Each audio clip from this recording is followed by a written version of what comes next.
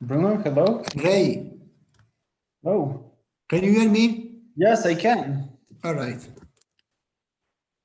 So we can wait for our speakers, and maybe we can. Yeah. So we have 20 minutes before start. Pedro, hello. Yeah. Hello, Andre. Hi. Bruno, this is our Brazilian friend Pedro. Hello, Pedro. Nice to meet Pleasure you. to meet you, Bruno. Are you in Brazil? Yes, in Rio, in Brazil, yeah. So it's early morning in Brazil, right? Sorry? It is early morning in Brazil right now. Yes, and then, 7:40 a.m. 7:40. Yeah. Let me call Victor. It's for a good cause. No problem.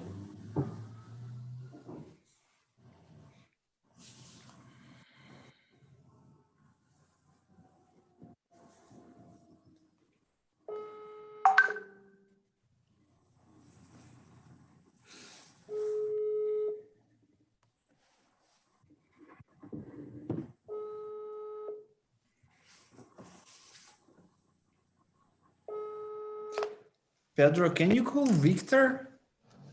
Yes, of course. Because he promised to be on the session as well. Okay.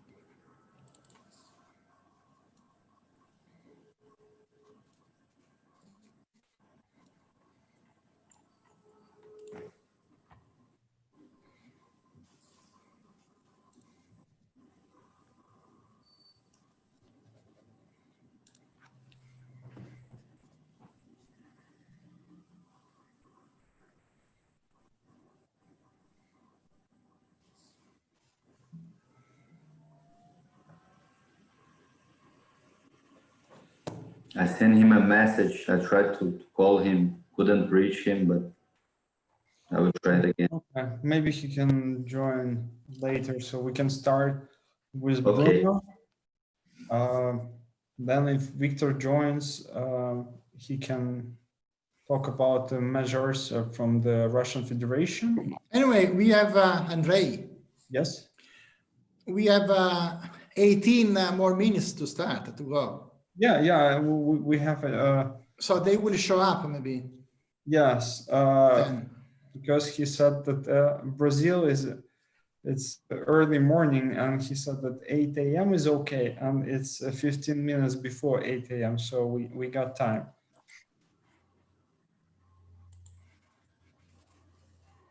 Okay. Then we have Hanga from Indonesia, and instead of Sharif Rifat, we have a professor from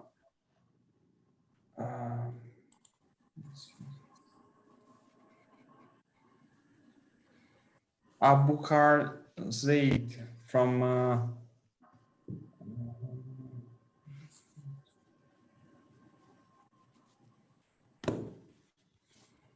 Mohammed bin Rashid School of Government.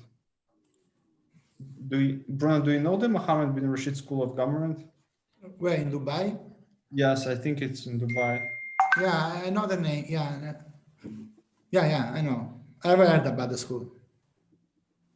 So we have a professor from there instead of Sharif.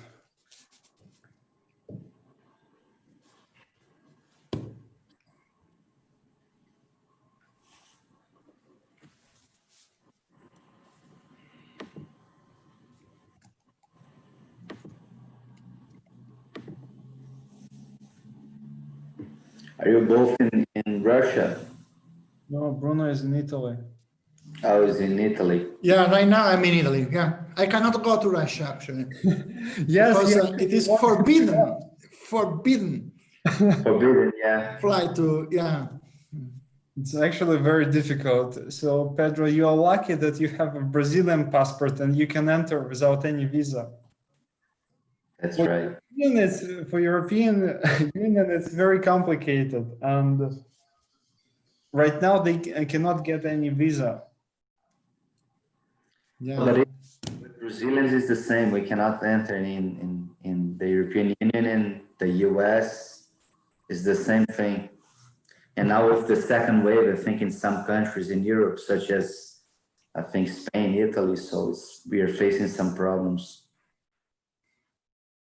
I don't know how it's working in Italy now. Second wave, that's right, it's lockdown.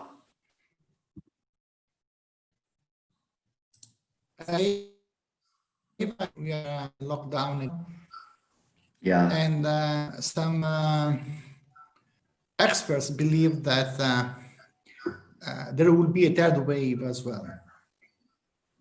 Maybe in February, March, a third wave. yeah. We hope we have the vaccine as soon as possible, something in this way. You signed up for the Russian vaccine. Yeah.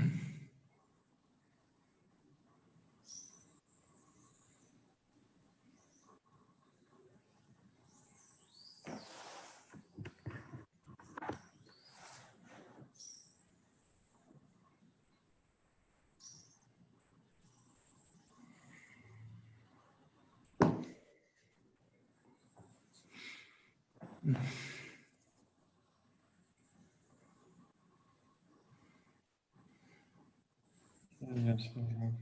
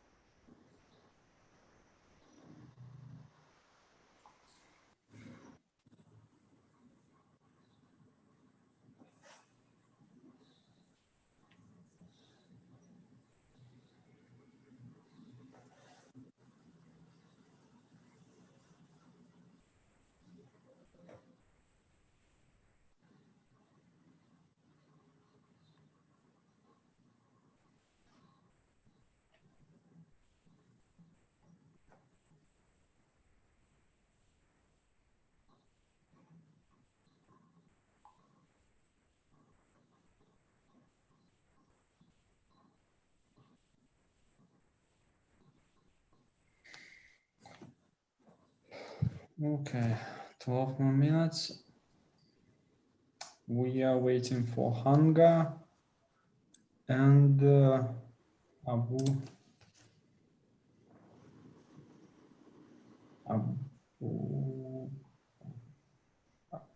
Bakr Zaid. And for Victor.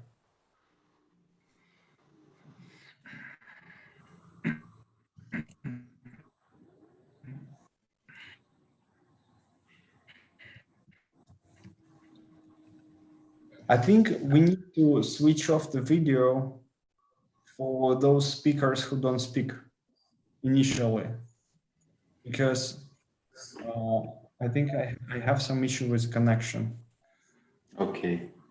So as we keep the videos switched off. Yes, I think we switch off the video. So Bruna, if you start to open our session, you switch on the video, I will switch off the video, and then when the next speaker comes, for example, if Pedro speaks after you, he will switch on the video. So basically only the speaker Yes, only the speaker. keeps the video on, going. Okay, sure.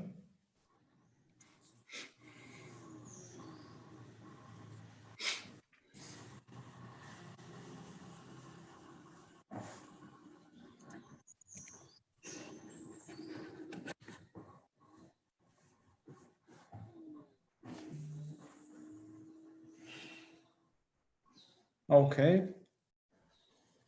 Bakar is also here.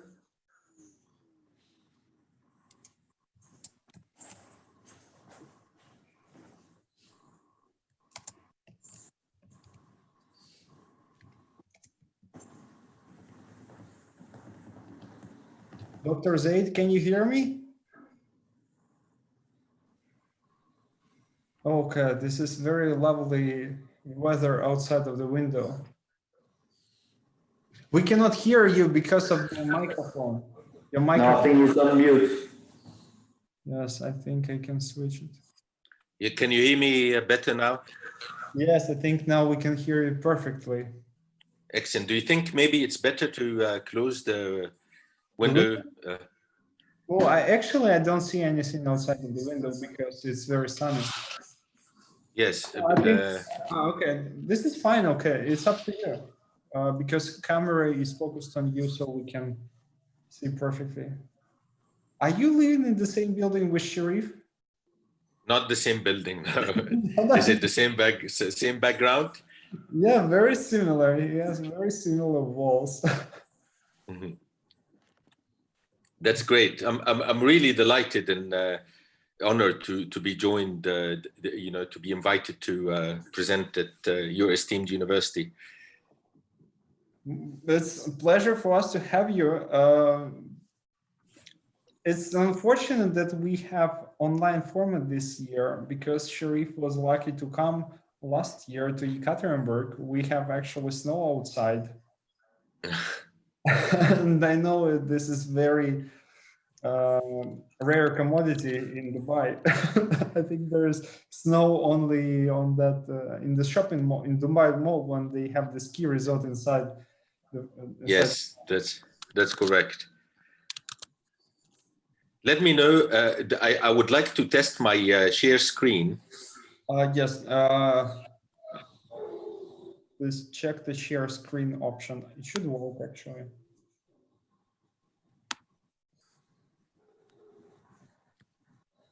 Yes, we can see the presentation. Okay, so we are waiting for Hanga and for Victor.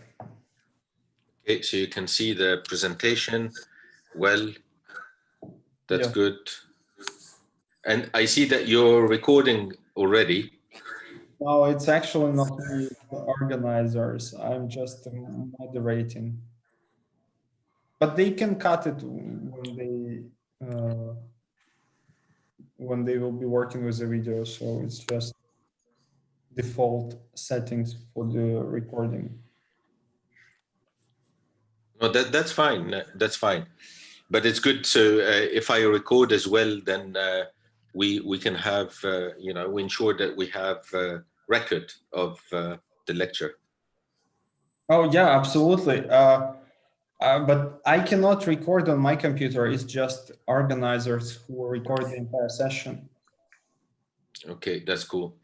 Because if you gave me the link, I'm just using their platform. That's cool. I'm just trying to go through the presentation. I think I need to put the videos a bit down. Yes. So.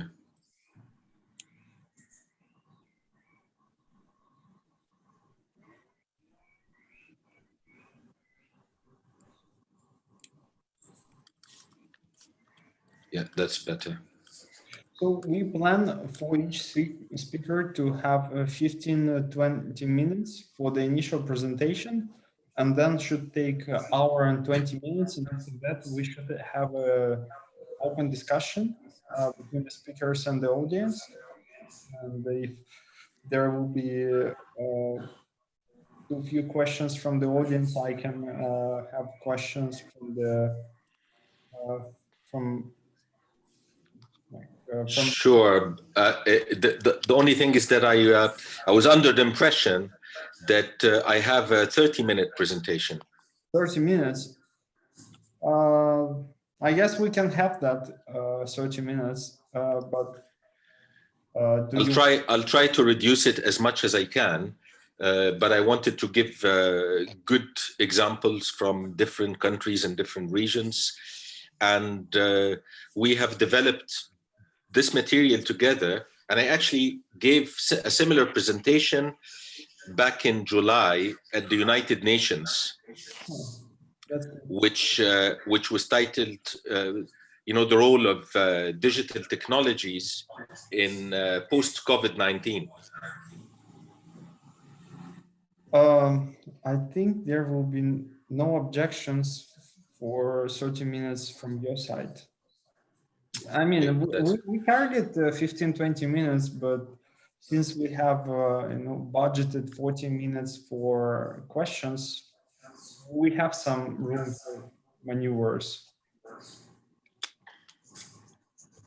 Yeah, if we go 15-20 minutes over time, we still have 20 minutes for questions. That's all right. Okay.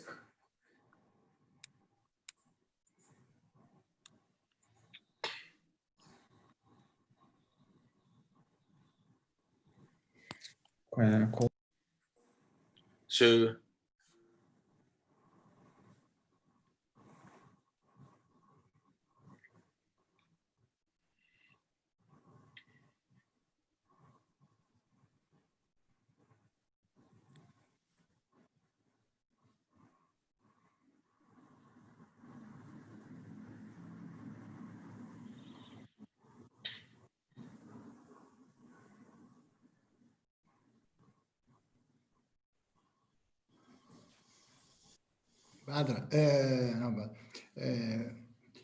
Andrei. Yes, I'm here, Bruno. Maybe he could be the first speaker if he wants some more time to talk. You can go first. Okay. I mean, it is fine, no problem. But if you want to follow the official program, we stick to the program. I don't know. I was thinking that you would start, and then we go one by one. Okay, so I can maybe be a bit quicker. Okay. Fast, yeah. So to give more minutes to. Yeah. Okay, thank you, Bruno. So I will share the screen as well. Yes, Bakar, can you stop sharing the screen so Bruno can try with the screen? Yeah.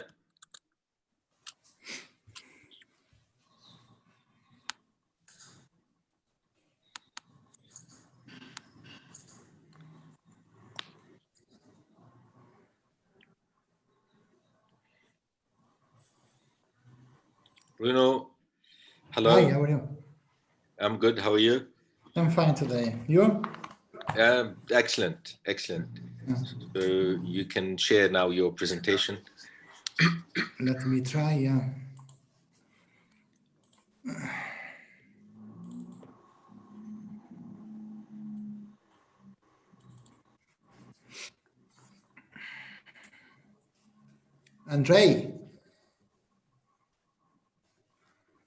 Andrei, can you see I'm sharing the screen. Yes. Мы уже здесь, мы уже начинаем потихонечку. Can you see the screen, my screen? Yes. Okay. Yeah, okay, thank you. It's coming. Okay. So let me open the session. Bruno, yes, we can see your screen. So, dear participants of the 15th anniversary conference, Russian Regions in the Focus of Change, I would like to welcome you to the cooperation between the regions in emerging markets, investment opportunities.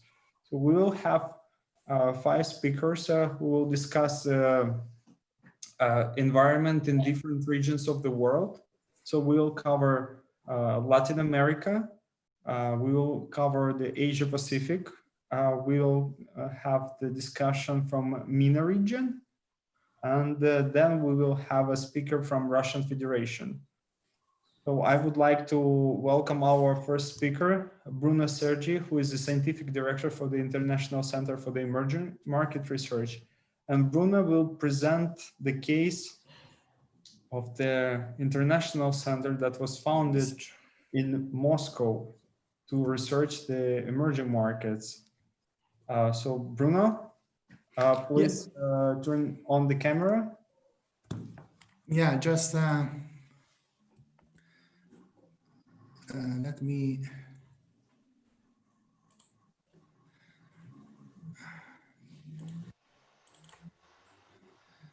I'm trying to.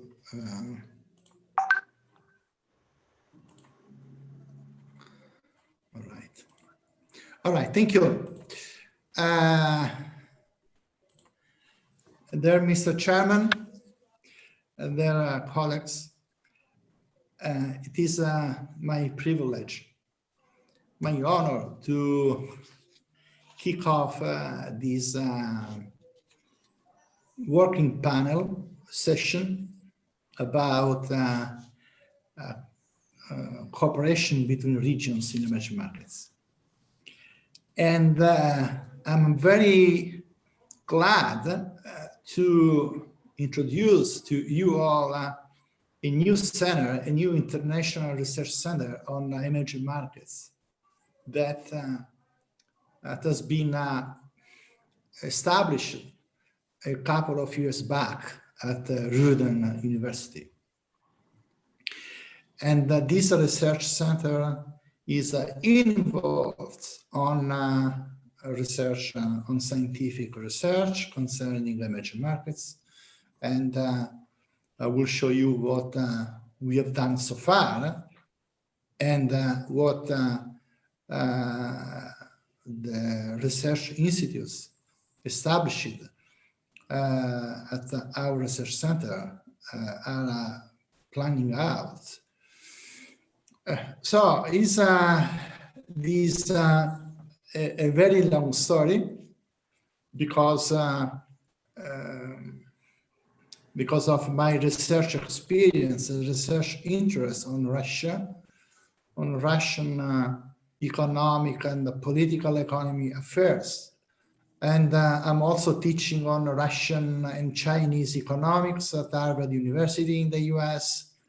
I'm teaching international political economy at University of Messina in Italy.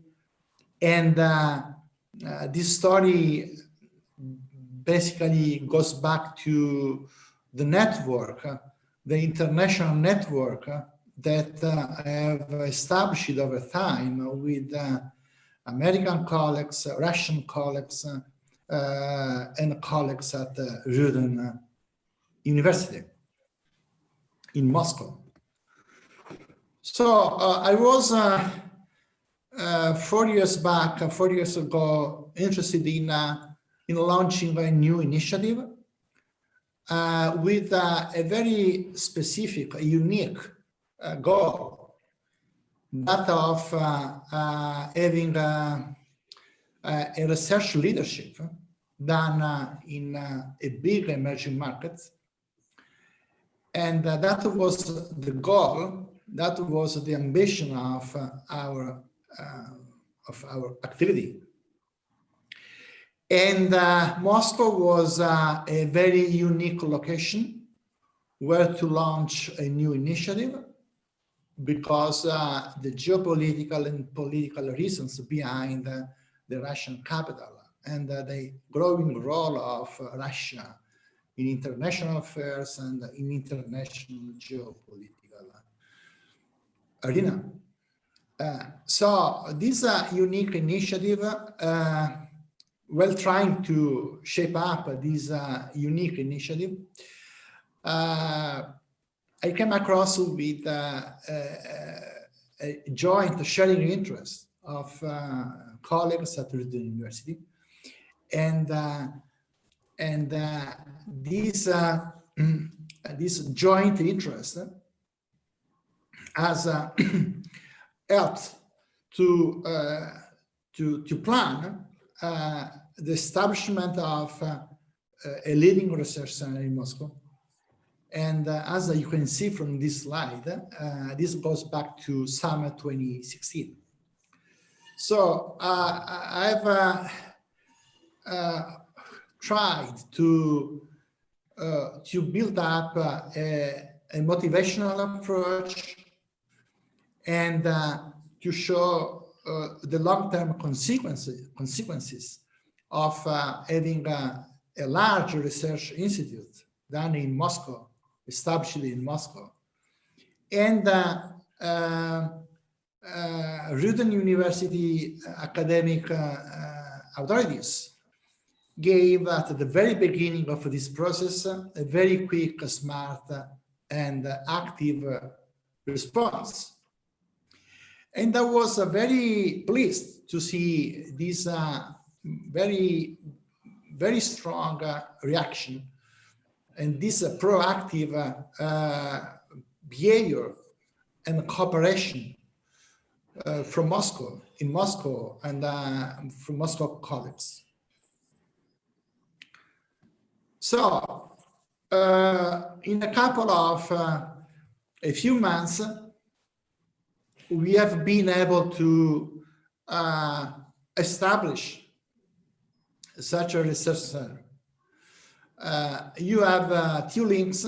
You see on the top, on the top of this slide, two links to our research center, and the top link brings you to the English web page of the research center, and the second link is a link through Rudan University website, and that link is written in Russian language.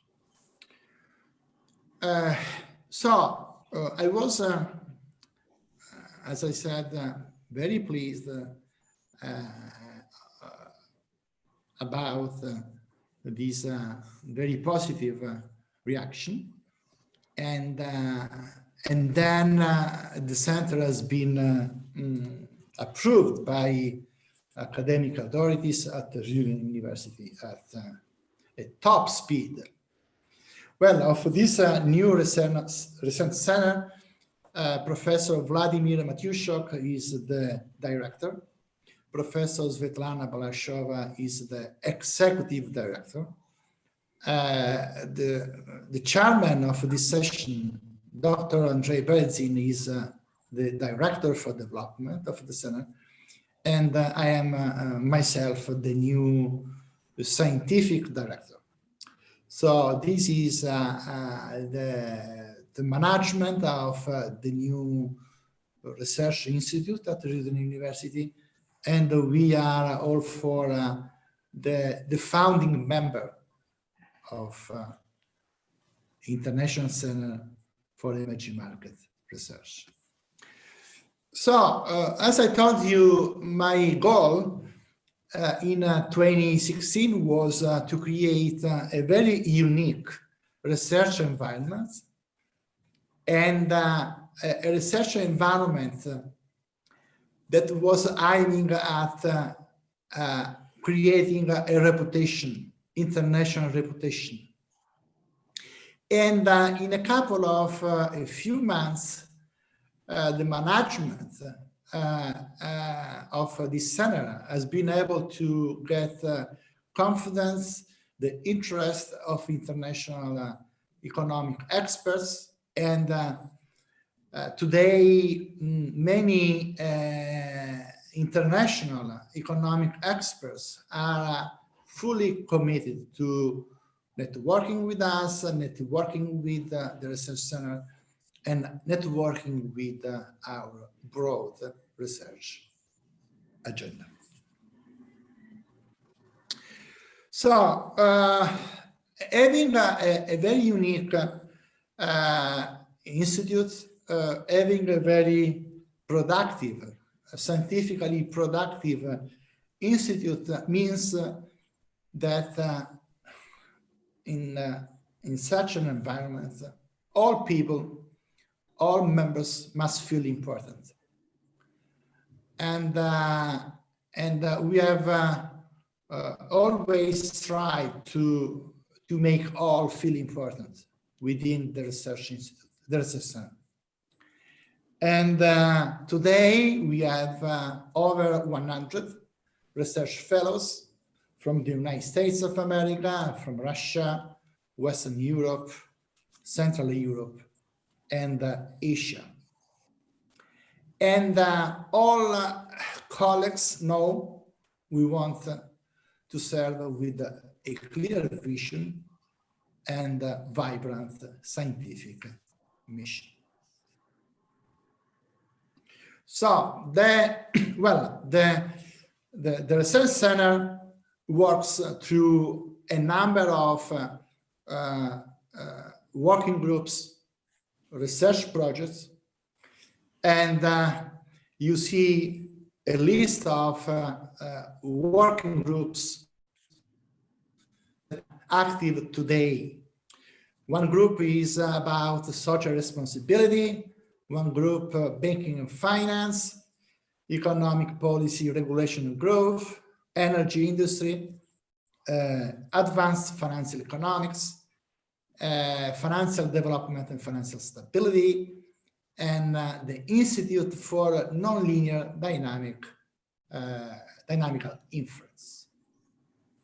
So each group has a director, and each group has an inspiring research agenda. And as I said earlier today, our commitment is to produce good output to become visible worldwide. And for that reason, we have reached out to a number of world leaders of economic field, and we have some economic Nobel Prize winners with us, cooperating with us. So, for example, the energy industry group is run by Professor Apostolos Sirledis, University of Calgary in Canada. He is a world leader of energy industry research. He has published widely, and is thought to be one of the best experts in the world on energy policy. The Institute for Nonlinear Dynamic Inference is Professor William Barnett, University of Kansas in the United States of America. He is an econometrician. He is one of the most important and well-known theorists of monetary policy, monetary economics. And especially in this group, the Institute for Nonlinear Dynamic Inference, there are about 100 research fellows, and some of them are Nobel laureates in economics. You can see the names of the Nobel laureates who are research fellows of that working group. So the main goal of the project was to create in Moscow a research institute with and having with us worldwide fellows, important fellows who could and who are helping us to achieve visibility and importance worldwide. And I think this is the only research institute in Russia, and I would say all across Europe, having a number of Nobel laureates as research fellows. So this makes us proud of what we have done. So in addition to the research, the working groups, the many working groups and the very important research fellows working and cooperating and networking with us, we have already published a number of books and of working papers. If you can just navigate the website, the center website, and all books, all working papers are available for you to check. So we have these publishing activities, book series, we have a working paper series, and we have 3 scholarly journals: International Journal of Economic Policy and Emerging Economies, International Journal of Trade and Global Markets, International Journal of Monetary Economics and Finance. And we do cooperate with the 3 scholarly journals. The 3 journals are indexed in Scopus too. So just to give you an idea of what we have done very quickly, very quickly after 2018, I'm showing you a couple of titles. So exploring the future of Russian economy and markets is an edited book on Russia. Then tech, smart cities, and the regional development in contemporary Russia, modeling economic growth in contemporary Russia. So the main focus was Russia at the very beginning of our activity, publishing activity, and then over time we have expanded our activity to include other emerging markets in Asia, a book on Belarus, modeling economic growth in contemporary Belarus, Hong Kong, Malaysia. So we are very productive indeed. And this in addition to many research papers that have been published between 2017 and today. This is the table of contents on one of the 3 books on Russia. This is the table of content of the 2nd book on Russia, and this is the 3rd book on Russia and the table of content. So we cannot go through all chapter by chapter due to time constraints, but what I want to just to emphasize concerning the 3 books on Russia is the list of contributors, very international contributors, and also many contributors from Russia. So from Ural University, Ural Federal University in Yekaterinburg, McGimo, Central Bank of Russia, New York University, and many others. So the trilogy stands for the 3 books on Russia, and this trilogy sees the contribution of many authors. And the keywords of the 3 books, just to summarize what the 3 books are about, we have touched on Industry 4.0, the oil and gas industry, Russia in global value chains, smart cities, enterprises, public-private partnership, international sanctions, banking, central banking, and high-tech development for Russia. So we have received also on our books very positive comments. I'm just listing 4 of very important remarks and scientific support.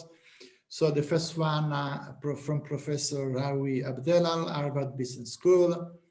And then we have from Professor Wojtolowski in Moscow, Professor Ivan Timofev, Russian International Affairs Council, and also Vladimir Gudanev, Deputy of State Duma of the Federal Assembly of the Russian Federation. And he is the first deputy chairman of the Committee on Economic Policy.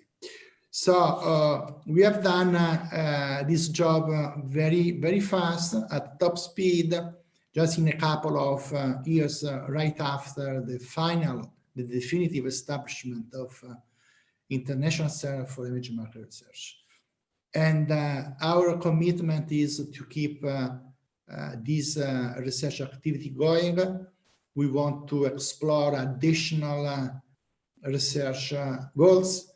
We want to keep producing, publishing more books, more papers, research papers, and therefore to contribute to growing international literature on emerging markets. So I think that I'm running out of time. So let me wrap up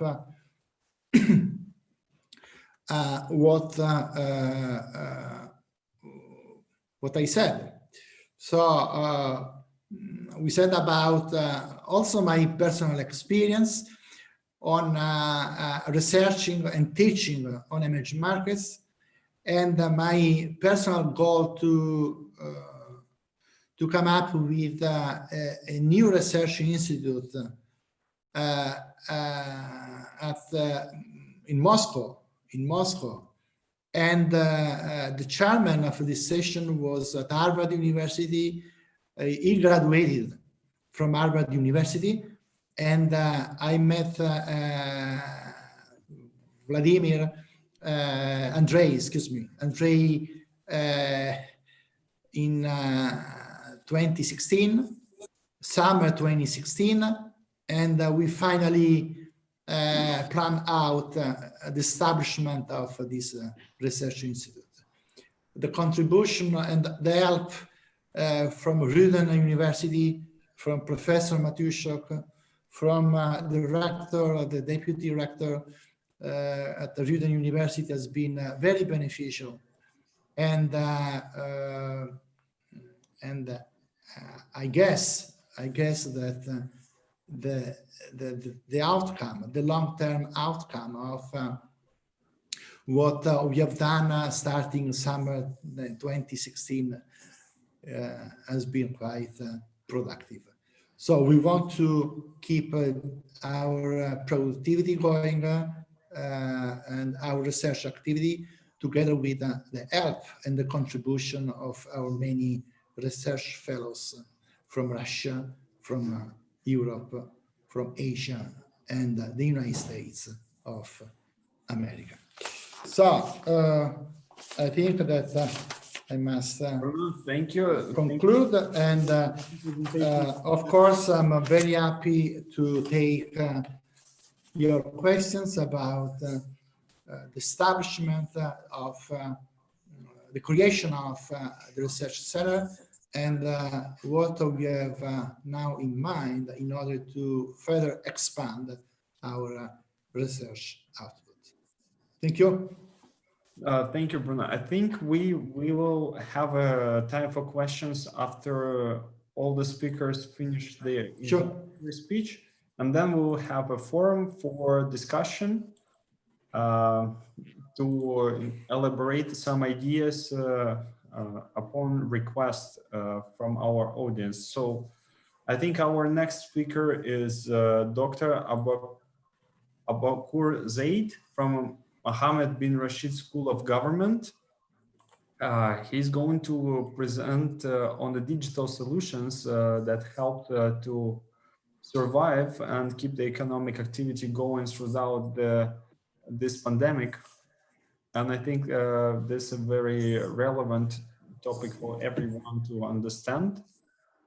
And I think Professor Zaid gave a talk on this issue at the United Nations. So we are here to listen to more advanced presentation than at the United Nations. So I hope you all enjoy, and then we can go to the questions at the end of all the presentations.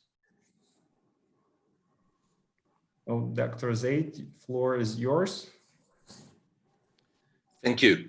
Chairman, distinguished colleagues, ladies and gentlemen, good afternoon. I'm delighted to join your highly esteemed group today to present on digital solutions facilitating regional business in light of the pandemic. The material today was prepared by both Mr. Sharif Rifat and myself, Bakr Zaid, your presenter today. And as Andre mentioned, part of the material was presented at the United Nations to look at the role of digital transformation and digital technologies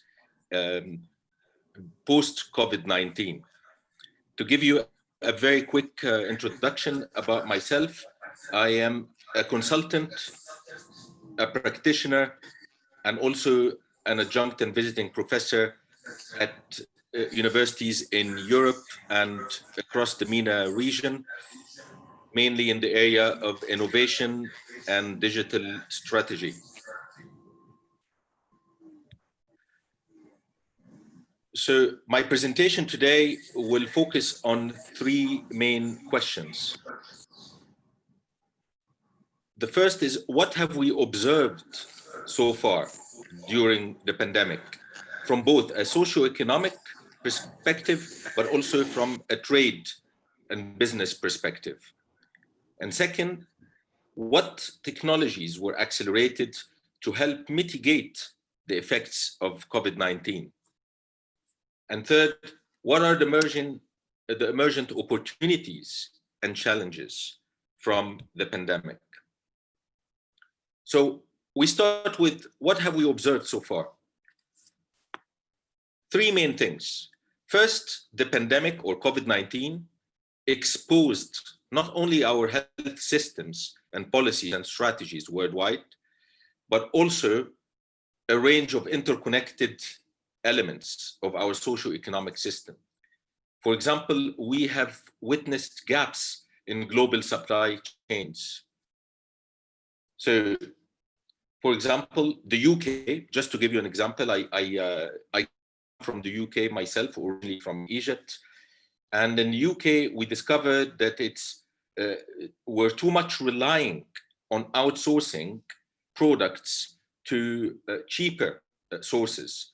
So we had shortages in supplies of things like detergents and masks. And shipments sometimes even were hijacked along the supply chain, stating some national security issues. So there were a huge shortage in the UK, and that has exposed the model that the UK is working on in terms of global supply chains. We have also noticed that the government responses during the pandemic was at best described as ad hoc, and we had ambiguous policies. I give an example of the UK.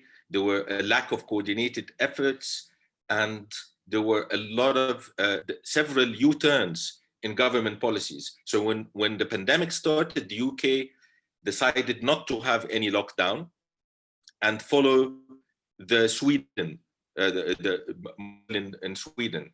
But after that, there were a U-turn and we started having a lockdown. So there were ad hoc policies, but also we observed that the lack of coordinated efforts among governments. So each government took a different approach and different measures to mitigate the effects of COVID-19. All this has affected public confidence and their behavior. If you remember, at early weeks and months of the pandemic, there were shortage in many countries in the supermarkets because people they hurried to go and buy things like sanitizers, toilet papers, and supermarkets stayed with no toilet papers for a long time because people did not know how long they will stay without being able to access food or sanitizers or masks and so on. So behavior has really disrupted and made the problem even more severe.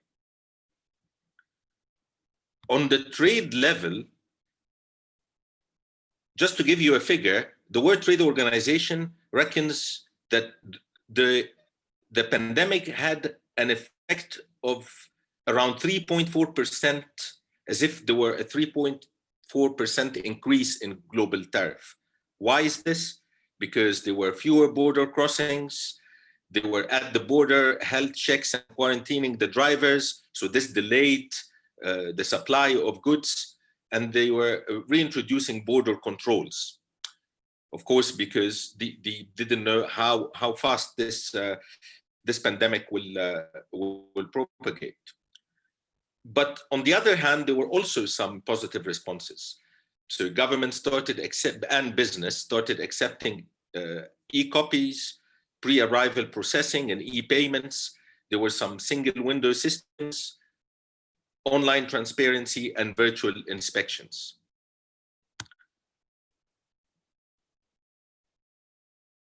Let's look at this diagram, for example. This is the OECD trade facilitating indicators or TFIs. They measure all the indicators for how fast different regions have looked at, have worked with technology. So for example, they looked at declarations, processed and cleared electronically, the electronic payment, exchanging data, digital certificates, automated processing, and automated risk management. As you see, this is the 2020 measure of TFIs. Before the pandemic, these indicators were in the range of 0.2, 0.4, and it accelerated during the pandemic to reach, in some cases, 1.8. The maximum performance is at 2. And you see, for example, in exchanging data electronically, the Europe and Central Asia reach 1.8, which is a very, very high, followed by Asia Pacific, the Americas, and the Middle East. And you can notice from the diagram that there are some regions which are lagging behind, creating some kind of digital divide, like sub-Saharan Africa. If we look a bit deeper, look at the average share of products and or services that are partially or fully digitized. Pre-COVID-19, these were considerably lower. You know, for example, here on the global level from 2017 to 2019, it was ranging from 29 to 35, the adoption, but it accelerated right away during COVID-19. And you can see across the different regions, it accelerated as well. This is corresponding also to the average share of customer interactions that are digital. While pre-pandemic, it was in the range between 20 to 36 globally. It almost doubled in July 2020 to 58.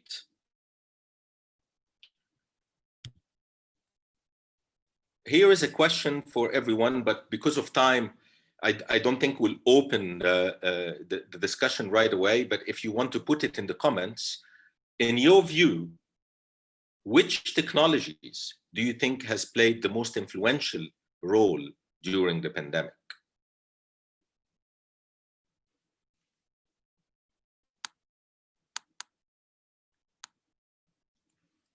Just to give you a few examples, we had cloud computing, e-commerce, fintech, artificial intelligence and machine learning, blockchain and distributed ledger. These, in our view, have had some of the most effects and impacts on mitigating the COVID-19 effects on different aspects. Let's briefly maybe visit each one of them. Cloud platforms or cloud computing. This is not a new technology. We all know this. This has been existing at least since 2006 in the modern context. But the use of cloud computing and cloud platforms accelerated during the pandemic. It facilitated, for example, working from home and public accessing businesses or government services. For example, right now we're having this lecture together via the cloud, via Zoom.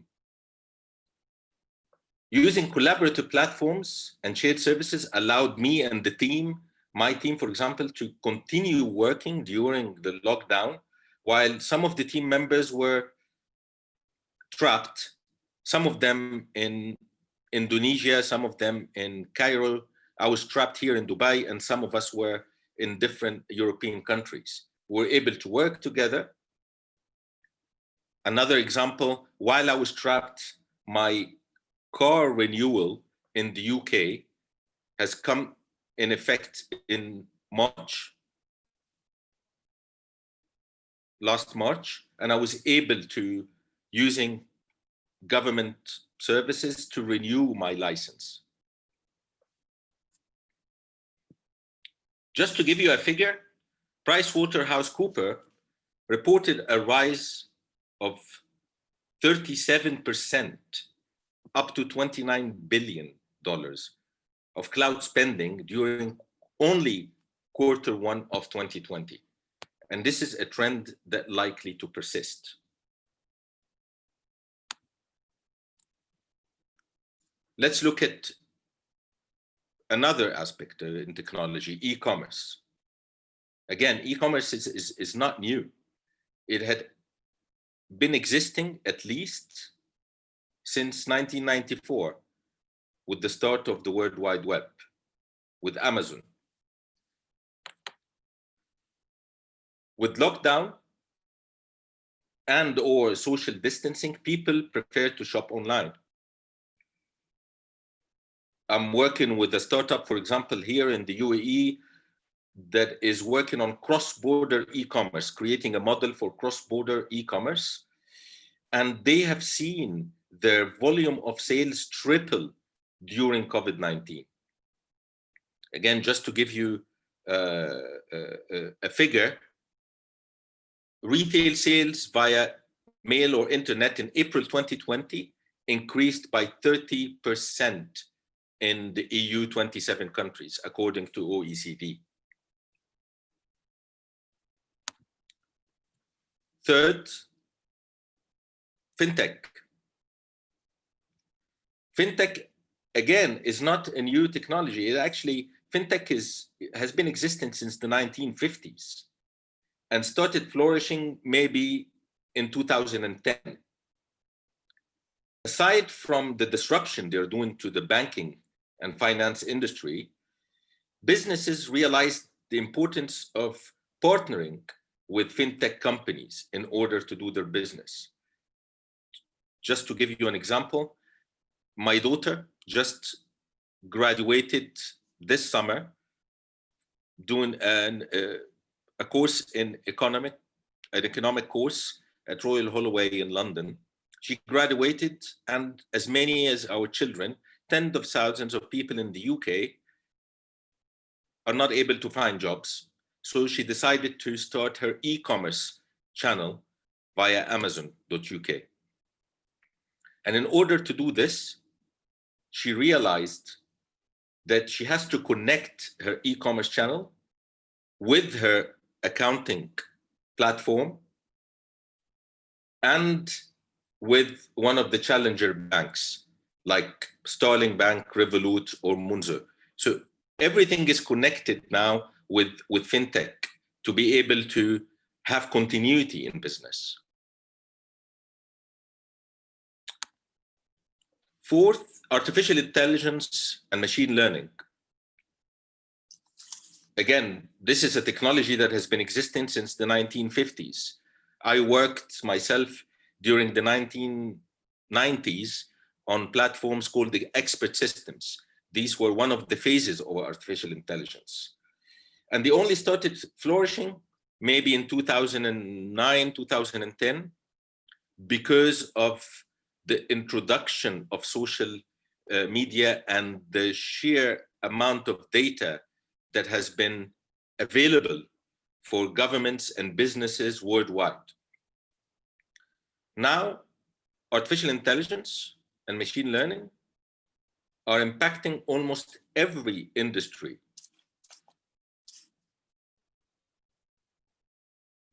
Businesses and government, for example, using unprecedented amount of data to study trends and create predictive models to make better evidence-based decisions. Just to give you an example, the track and trace apps for COVID-19, they're crucial in mitigating the effects of the propagation of the virus. And finally, blockchain. Blockchain maybe existed since the 2000s, and blockchain is not only the cryptocurrency. We all know, we associate blockchain usually with cryptocurrency, but blockchain have been used in many aspects of life, from agriculture and food distribution to supply chain management, to online education, to contactless to delivery, and e-government as well. So, for example, blockchain is used now in agriculture to have people being able to own a piece of land together without knowing where is exactly each one's. It is managed and using blockchain without specifying exactly where is each person's piece of land, and they're sharing the whole piece of land and the management of it together. In trade, we are working now on a new idea of having a digital Silk Road. So not only right now the road and the belt by China, but also how can we use blockchain in having this electronically.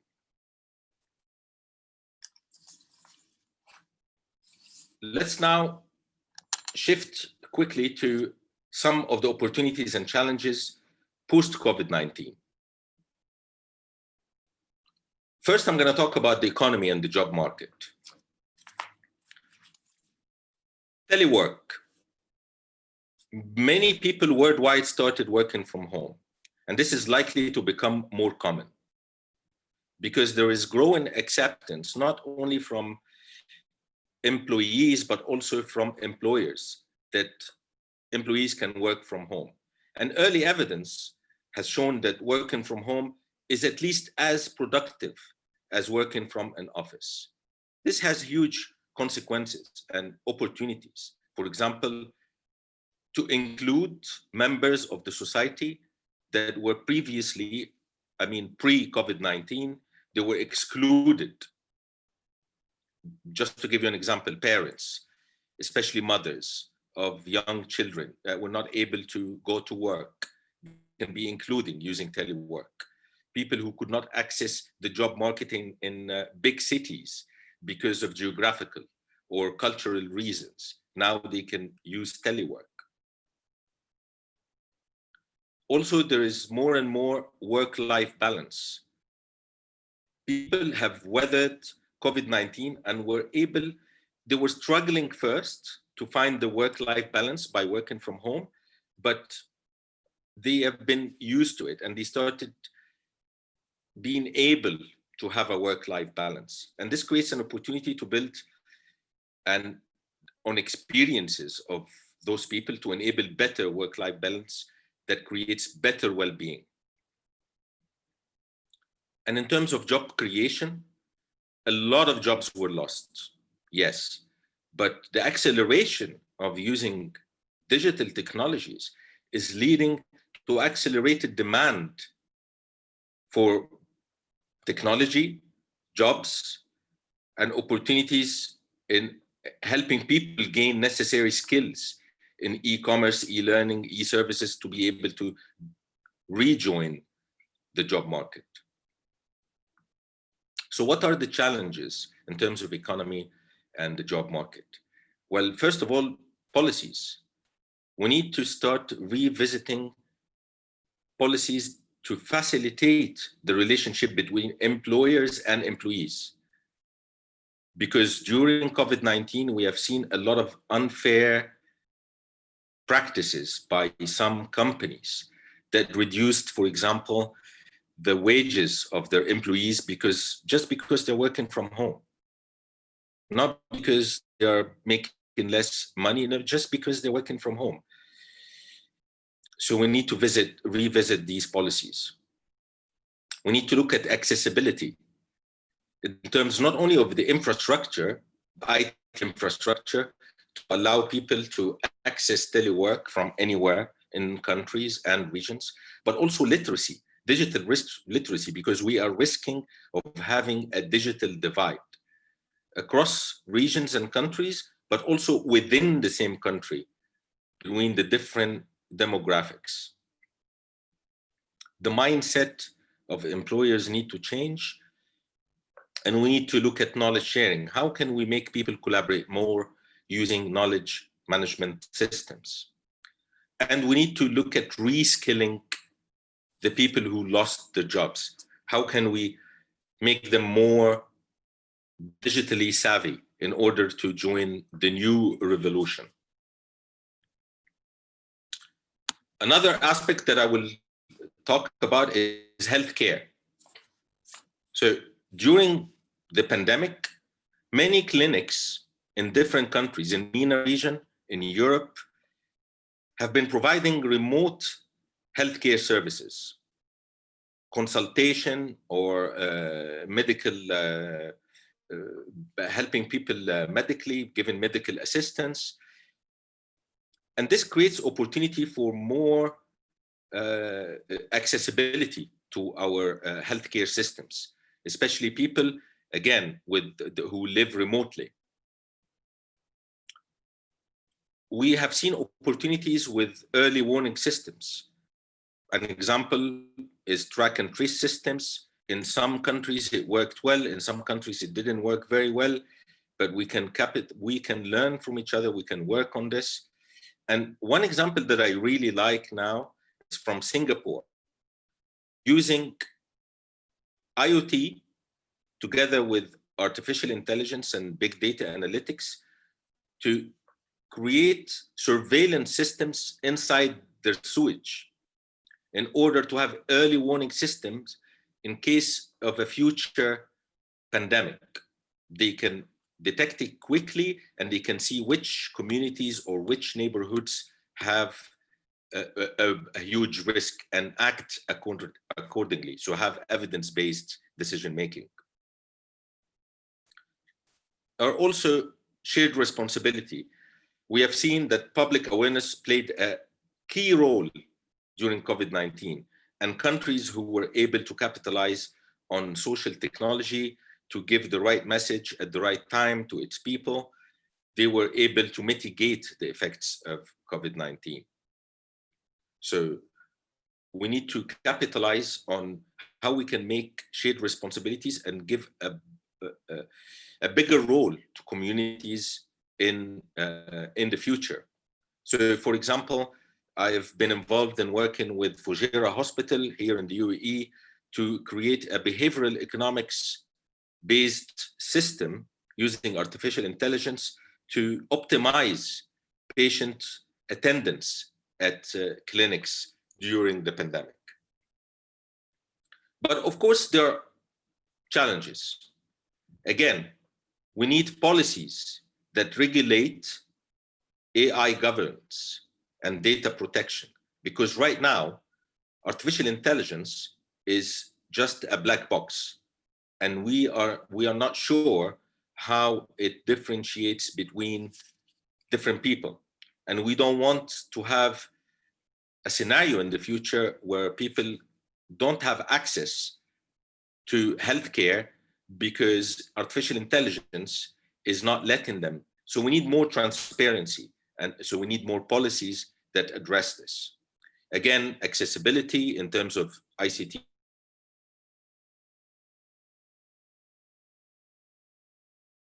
We can have more preventive habits and lifestyles using behavioral economics.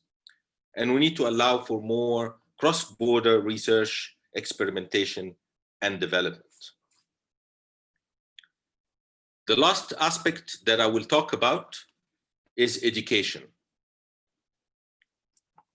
During the pandemic, we have all seen children at schools and our students at universities working from home. So universities and schools offered online and blended learning, and they are still doing so this academic year and this scholar year.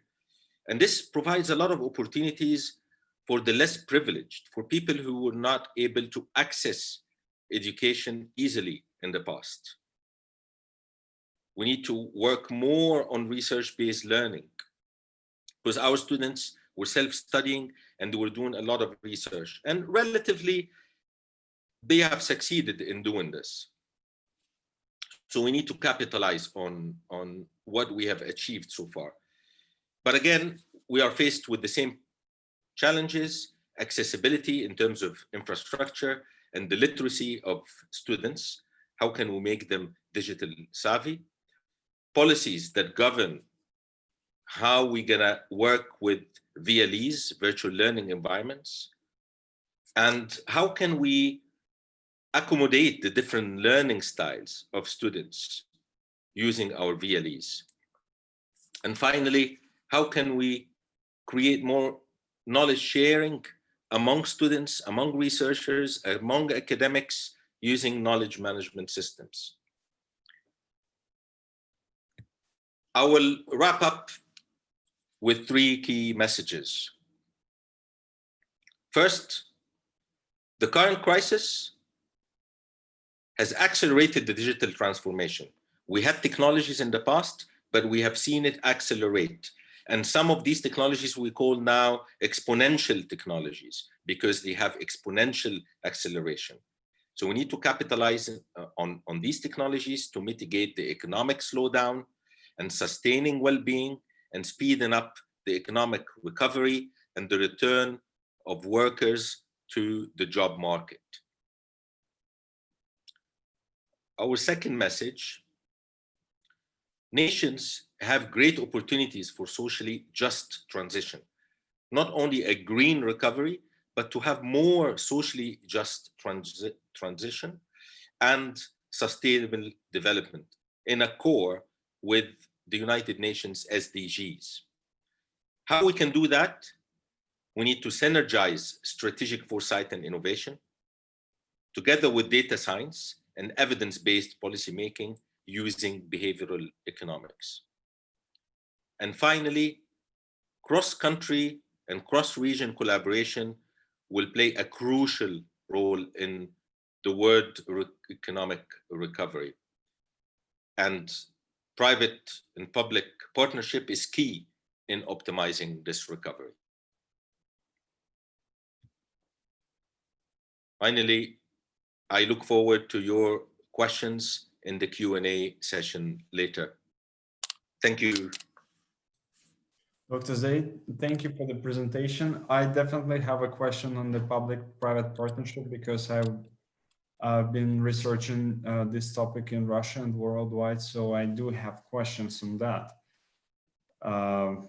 Meanwhile, we have our next speaker from Indonesia, who is actually, I think, a couple of hours ahead of us, all of us, because he is in a different region.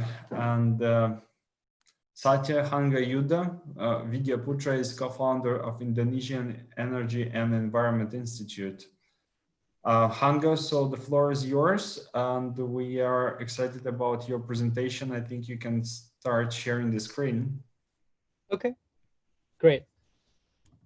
Well, first and foremost, I would like to say thank you for inviting me to speak in the 15th International Conference, Russian Regions in the Focus of Changes, which is held for a few days.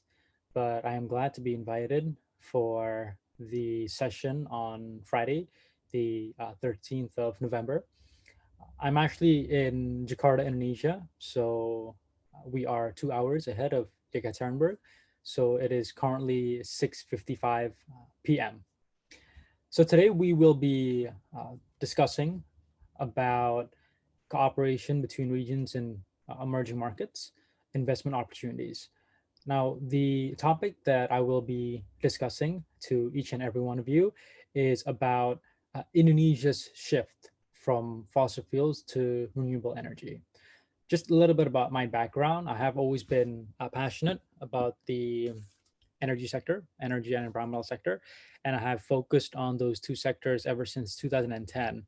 So in terms of education, I received my Master of Science degree from New York University, where I attained a Master of Science in Energy and Environmental Policy. And I was one of the Indonesia Endowment Fund for Education scholarship recipients. So my education was fully funded by the Indonesian government. And ever since then, I've been working for the government. So I'm actually a part of the executive branch of the Indonesian government. So I would now like to share my screen so each and every one of you can see my PowerPoint presentation slide. Are you able to see my PowerPoint presentation slide? Yes, Hanga, we are able to see your slide. Great, thank you. So as I mentioned today, I will be speaking about how Indonesia is actually shifting from a fossil fuel-based economy to a new and renewable energy-based economy. So my name is actually very long, Satya Hangayuda Widyaputra. I have 3 first names and 2 last names, but for simplicity, you can just call me Hanga. I currently work in the Special Task Force for Upstream Oil and Gas Business Activities in SKK Migas, which is a regulatory task force that focuses on upstream oil and gas business activities. We regulate, we monitor, we evaluate every single oil and gas companies that are investing in the country, be it national or multinational companies. So we are a regulatory task force.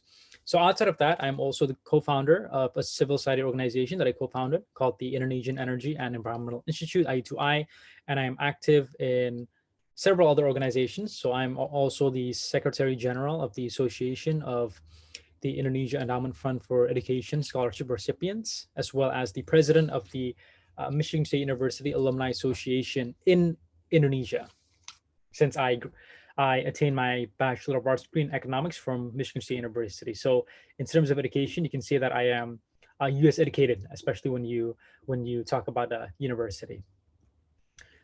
A little bit of a disclaimer that I want to convey to each and every one of you, that I currently work in SKK Migas, and of course I am a part of the government institution. However, in this presentation, I do not represent SKK Migas, and as a result, all of the information in this presentation actually comes from my own personal perspective and not those of SKK Migas. A brief information about myself. I was born in Jakarta, Indonesia, and I have lived in 5 different countries throughout my life, and I've traveled to more than 40 countries. So I attained my master's degree from New York University, NYU, my bachelor's degree from Michigan State University. I was also a member of the Honors College and graduated in 3 years of a 4-year degree program because I was able to take summer classes at Harvard University as well as the University of California, Los Angeles, UCLA. And when I was in high school, I actually went to an international school where I took 2 types of curriculum, one from the UK and the other one from the US. It's called International Baccalaureate, IB, and Advanced Placement, AP. So I was able to transfer credits from Jakarta International School to my bachelor's degree, and that's why I was able to graduate in 3 years' time. Now, these are, of course, I am not going to mention every single one of them, but these are all of the organizations that I am active in outside of my line of work, as well as my civil society organization. Now, if we talk about the energy sector in Indonesia, Indonesia is actually a fossil fuel economy. However, fossil fuel now is seen different than what it was 20 to 30 years ago. Although Indonesia still primarily depend and is heavily dependent on fossil fuel, it is now no longer a revenue generator. We have to take into account that fossil fuels deplete. It is not a renewable energy source, and it takes millions upon millions of years to be able to produce fossil fuel. That's why it is called a non-renewable form of energy.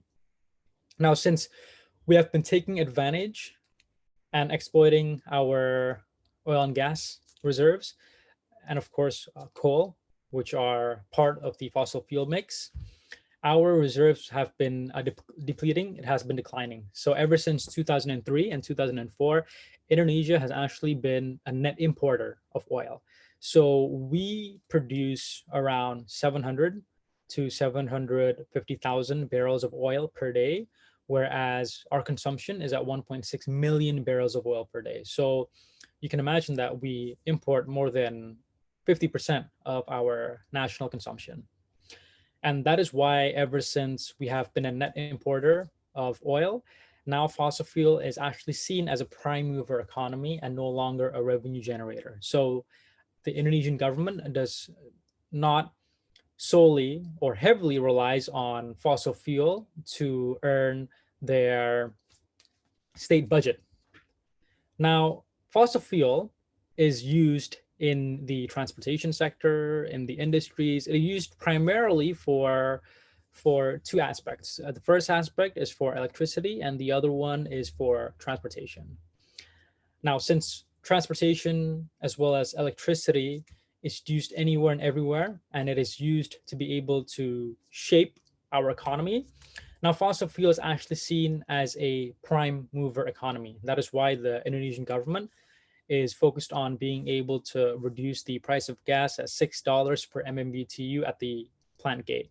And of course, with the cheap price of gas, that in turn can accelerate the economy and there can be a multiplier effect.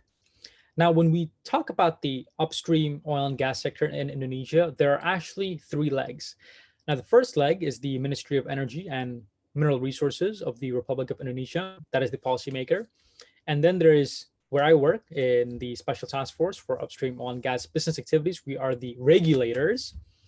And there are oil and gas players, such as Pertamina, our large state-owned enterprise in oil and gas, and the only Indonesian company in the Forbes 500 list. So this is a little bit of the structure of the Indonesian upstream oil and gas sector. So at the top, you have the Ministry of Energy and Mineral Resources. And then at the bottom, you have SKK Migas, which is actually a part of the Ministry of Energy and Mineral Resources. And then below us, you have all of the existing oil and gas players. So there's Pertamina, there's also BP, there's also Shell, Eni, Chevron, ConocoPhillips, ExxonMobil. All of the upstream oil and gas players in Indonesia are actually under the Ministry of Energy and Mineral Resources. And for upstream oil and gas business activities, they're under SKK Migas. If we look at the energy sector as a whole, not just in Indonesia, from the 1850s until the future, 2050, if we look at it from the first 50 years, from 1850 to 1900, there was an industrialization in Western economies, and energy still primarily relies on biomass. And then 50 years later, right, from 1900 to 1950, there was an expansion of global and local transport, and it was primarily fueled by coal as well as oil, so heavily dependent on fossil fuel. And from 1950 until 2000, if we talk about the Western economies, there was an unprecedented increase in the Western living standards. And in the turn of the 21st century until 2016, of course, there was a rapid industrialization in China. That's why China was able to grow very rapidly. They were able to develop their economy. And of course, they were an emerging Asian economy that were able to be up to par with Western living standards. Now, from 2016 until 2050, there has been and will be going forward in the next 30 years, a fast uptake in renewable energy as part of the energy mix. Now, if we talk about the compounded annual growth rate, it's been increasing. And of course, if we look at it, the renewable energy as a total of the global primary energy demand from 2016, it is at 571 million terajoules, and it will increase to 650 million terajoules by 2050. So that will be an increase of 14%. So after more than a century of rapid growth, now the global primary energy demand actually is going to plateau by around 2030, but we see a fast uptake in renewables. So as a whole, if we talk about it globally, not just in the context of Indonesia, we're actually shifting to a more sustainable, a more clean, as well as a renewable form of energy. If we look at the fossil fuel players, and this is the global primary energy demand per fuel in million terajoules. If we look at coal, it actually reached its peak in 2019. And until 2050, it is going to decline. And for oil, it will reach its peak in 2033, and then it is going to decline going forward. Gas will remain stable. It will only decrease by 1%. Now, why is gas still maintained as one of our primary energy mix, right? As a global energy mix? The reason why is because when you compare gas to other forms of fossil fuel, gas is actually the cleanest form of fossil fuel. Does it emit carbon dioxide emissions? Does it emit greenhouse gas emissions? It does, just like coal, just like oil. So it is a part of a fossil fuel.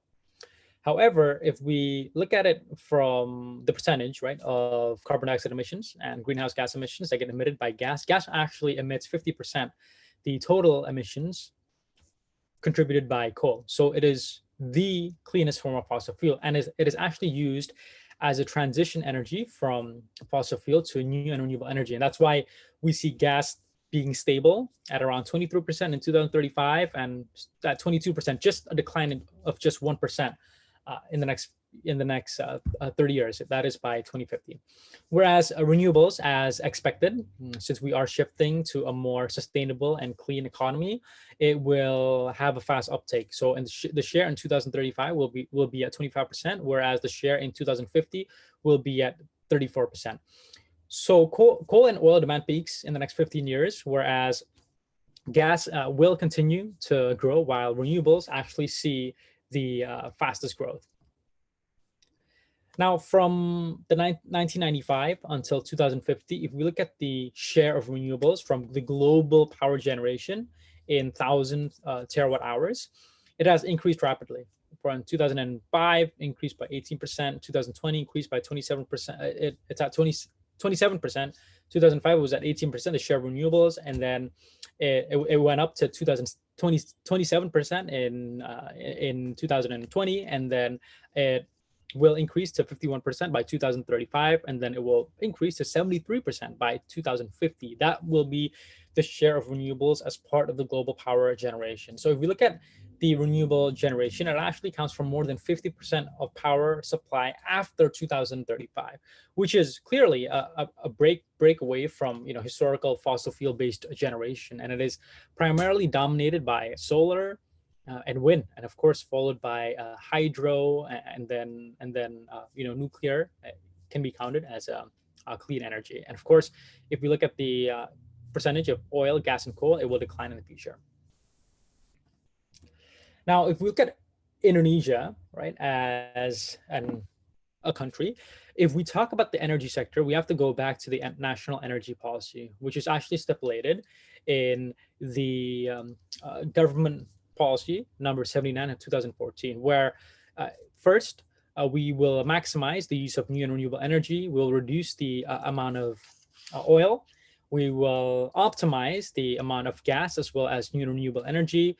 However, we still use coal as one of our primary energy mix since the price is very cheap and the government of Indonesia prioritizes price over the cleanliness of fossil fuel, and looking at nuclear energy as the last option. So this presentation slide is in Bahasa Indonesia, but I just translated to you exactly what is stipulated as part of our national energy policy. So when we talk about Indonesia's energy sector, if people ask, oh, so where is Indonesia going in the future in the next year, 2 years, 10 years, 20 years, we all go back to the national energy policy. And this is the national energy policy where every state-owned enterprises, every private sector, every player, they all go back to the national energy policy. So this is where we are, and this is where we are going forward. So we will see an increase in renewable energy, but of course we are still primarily dependent on fossil fuel.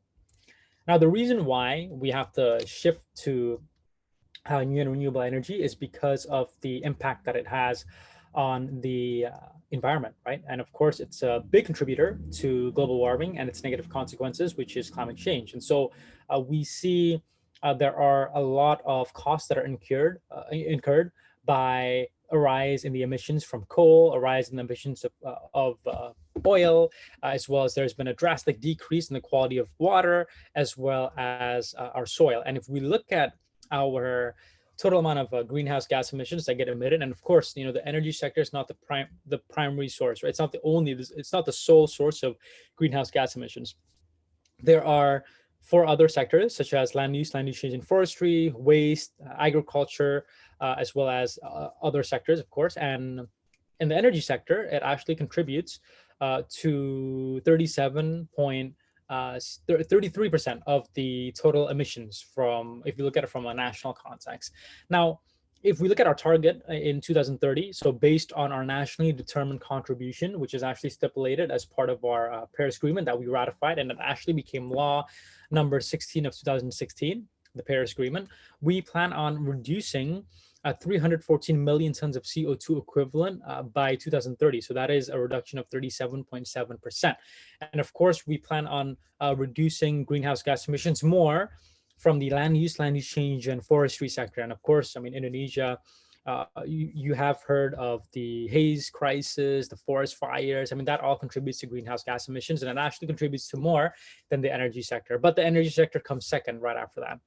And if we look at the amount of loss, it has costed 27 billion rupiah from the emission of oil, 238 billion rupiah an emission of coal, as well as 4.05 trillion rupiah in the reduction of the quality of water, as well as 385 billion rupiah in the reduction of the quality of soil.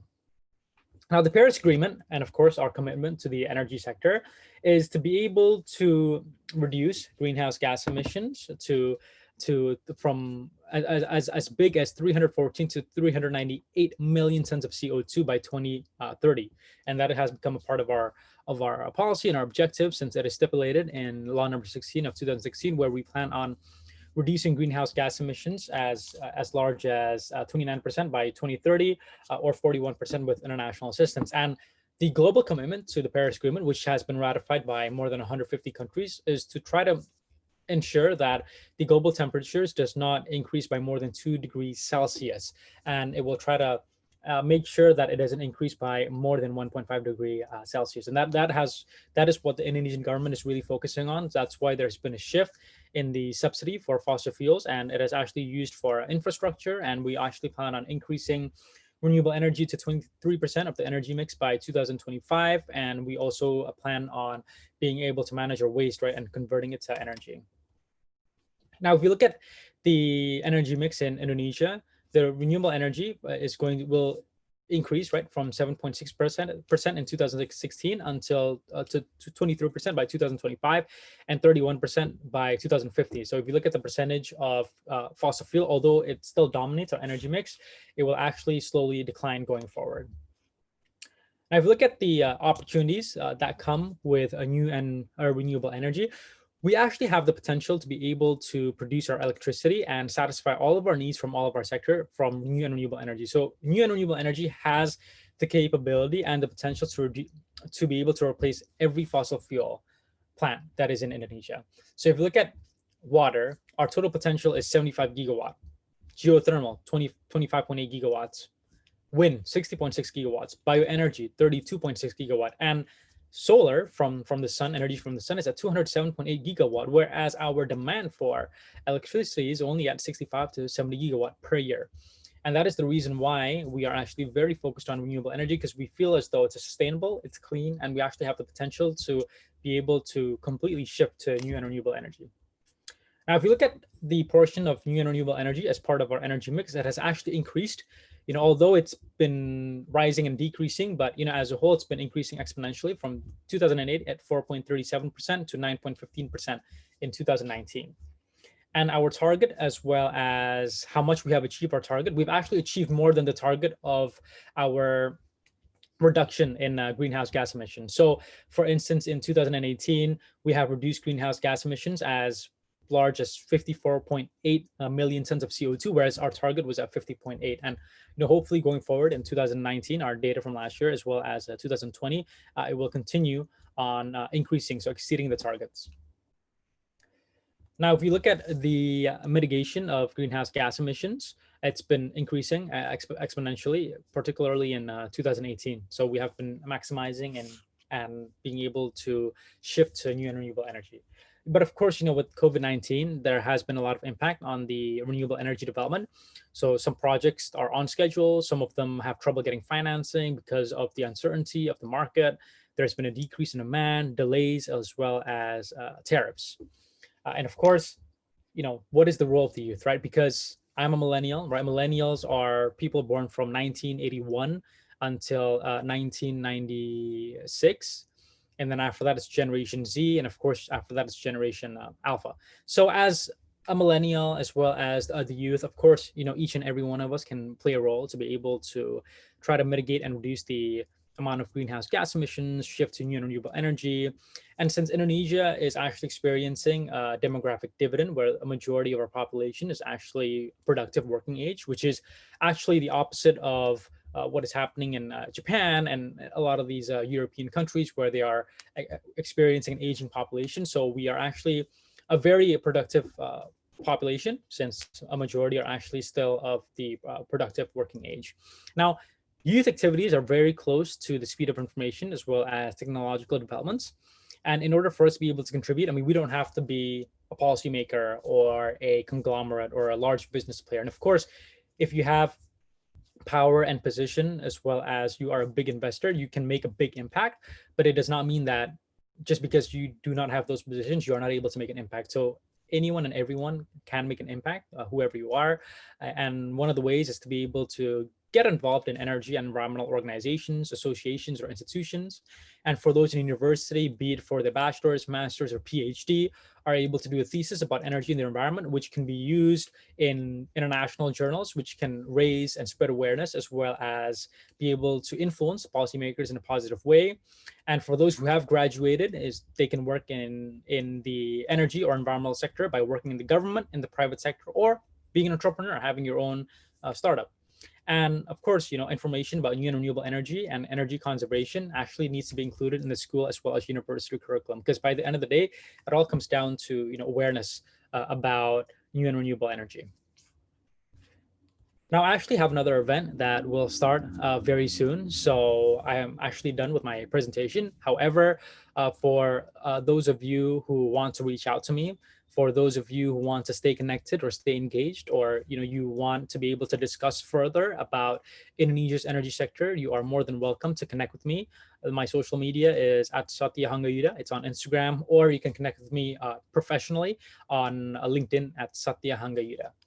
So once again, I would like to say thank you to all of the people that have invited me to come speak in today's event. I hope that my presentation shed a lot of light on Indonesia's new and renewable energy sector, and certainly it was an honor for me to be able to speak in the 15th International Conference on Russian Regions and the Focus of Changes. And I learned a lot from the other speakers that spoke before me, and I'm sure that this event is going to run very well and smooth.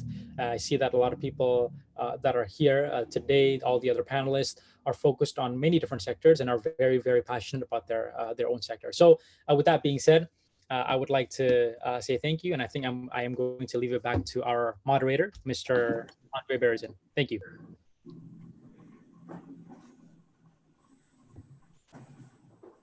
I think you are still on mute. You are still muted. Hanga, thank you. Thank you for the presentation. That's very unfortunate that you cannot stay with us for the open discussion and open forum. But thank you very much for your presentation. It was very insightful dive in the energy sector of Indonesia and your strategy to shift to the renewables. Actually, we have lots of in common because Russia is also producing lots of natural gas, and it is very essential to our economy. And we have multiple solutions to develop the natural gas economy in Russia. So I actually wanted to discuss with you this, but since you're leaving, we keep in touch. Yeah, of course. Of course. I'll be more than happy to keep in touch with you and to everyone here. Okay. Thank you, Hanga. Thank you so much. Thank you so much, everyone. I would like to introduce our next speaker from Brazil, Mr. Pedro Augusto Pinto Guimarães, who is a co-founder of the Rubicon Capital. Pedro has been working in different sectors, and he has been leading many M&A projects in oil and gas and mining sector. So he would give us an overview of the landscape of Brazil and tell us about the opportunities. Thank you very much, Andre. Thank you very much, everybody. It's a pleasure to be here and to describe a little bit about my country, the opportunities that we have, and try to make a mix with what I heard now with Mr. Bakker and Mr. Satcher. First of all, I'm going to speak a little bit about my background. I'm a lawyer. I work on an independent oil and gas company here in Brazil, the largest one, PetroRio. And recently I set up my private equity, more focused on the oil and gas industry, the mining industry, infrastructure, and renewables. A little bit of real estate, but more natural resources. It's the core business of my private equity. I was supposed to talk a little bit about the opportunities in Brazil, which I will talk a little bit after.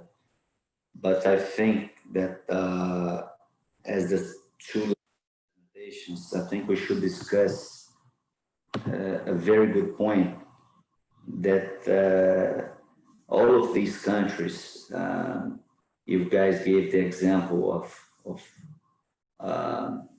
the technology that it's coming after the COVID, fintechs, all of the new energies such as wind farms, solar, all of the renewable energies, and the ESG, which we talk a lot nowadays. But I think at the end of the day, from my point of view, it's not just about we talk what we think that it will be in the future. But I think each and any country, it has its own culture and timing. For example, all of you guys are talking about renewables and all of these new technologies. For example, here in Brazil, I think the inequality, the social inequality, it's so huge, the gap, that we are talking, perhaps I can tell you guys that we are in a less century than Europe or the US, the UK, So here, perhaps the topics, they are more about, I don't know, sanitation, water treatment, oil and gas. Of course, we talk about ESG. Of course, we understand about the renewable sector. I have many projects on the renewable sector, such as solar and wind farms. But I mean, we are not exactly in the same timing of Europe or of the US. So it's different. It's something that we cannot talk in the same level. I think there are more people here that they are in emerging countries that we cannot compare each economy, and we cannot compare all of these questions and queries that they are very interesting because, of course, the COVID, you have a pre-world and a post-COVID world. Either in Brazil, for example, I am from a family that we have a very good education. I studied in London. I did my MSc in London, in Queen Mary, etc., etc. But it's different for you to talk, for example, about new technologies, healthcare, something like that here in a country that we are talking about this kind of issues that is totally different. For example, oil and gas. I am an investor of oil and gas, and here in Brazil we are talking about the matrix. It's not with the renewables. The renewables is something that is not. It cannot sustain the system. You understand? It's something that you can have, but as an intermittent energy which you can use in a spot places. But in the whole system of the matrix, it's impossible. I mean, even for other countries, it's not just about Brazil in an emerging country, but I think even for the other countries. What I think about the energy industry in general, it's the gas. It's something that it could be after the oil. It's the same thing with the coal. It's the same thing with the coal. Nowadays we have the coal, and people say, oh, the coal will finish. We are not going to use anymore the coal. But you see, even in Indonesia or in other places, they use some fossil fuels, such as the coal, and either the oil and gas. I think it will have a long time to change this matrix. Perhaps it will change, but not with the renewables, in my opinion. It will change with the gas.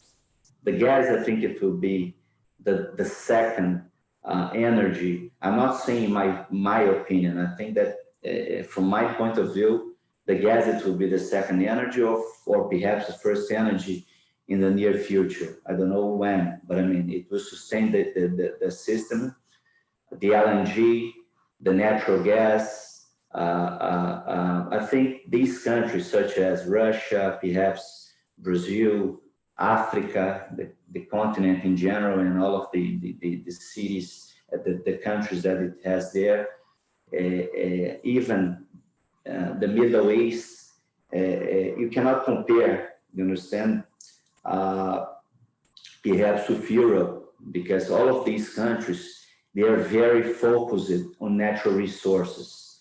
And all of these natural resources, you talk about not just commodities, but I mean, you talk about oil, you talk about gas, you talk about mining.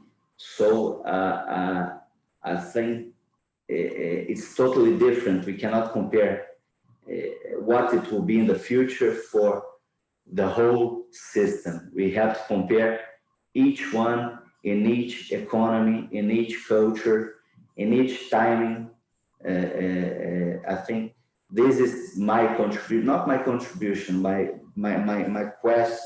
question mark for all of these presentations, that they were very good, very good. I think that we think in the same way here in Brazil. I'm not talking about to be out of the Paris Agreement. I'm not talking about to be out of any kind of agreement of ESG. I'm talking about of the reality that we face, I think, in most of these countries that they are emerging.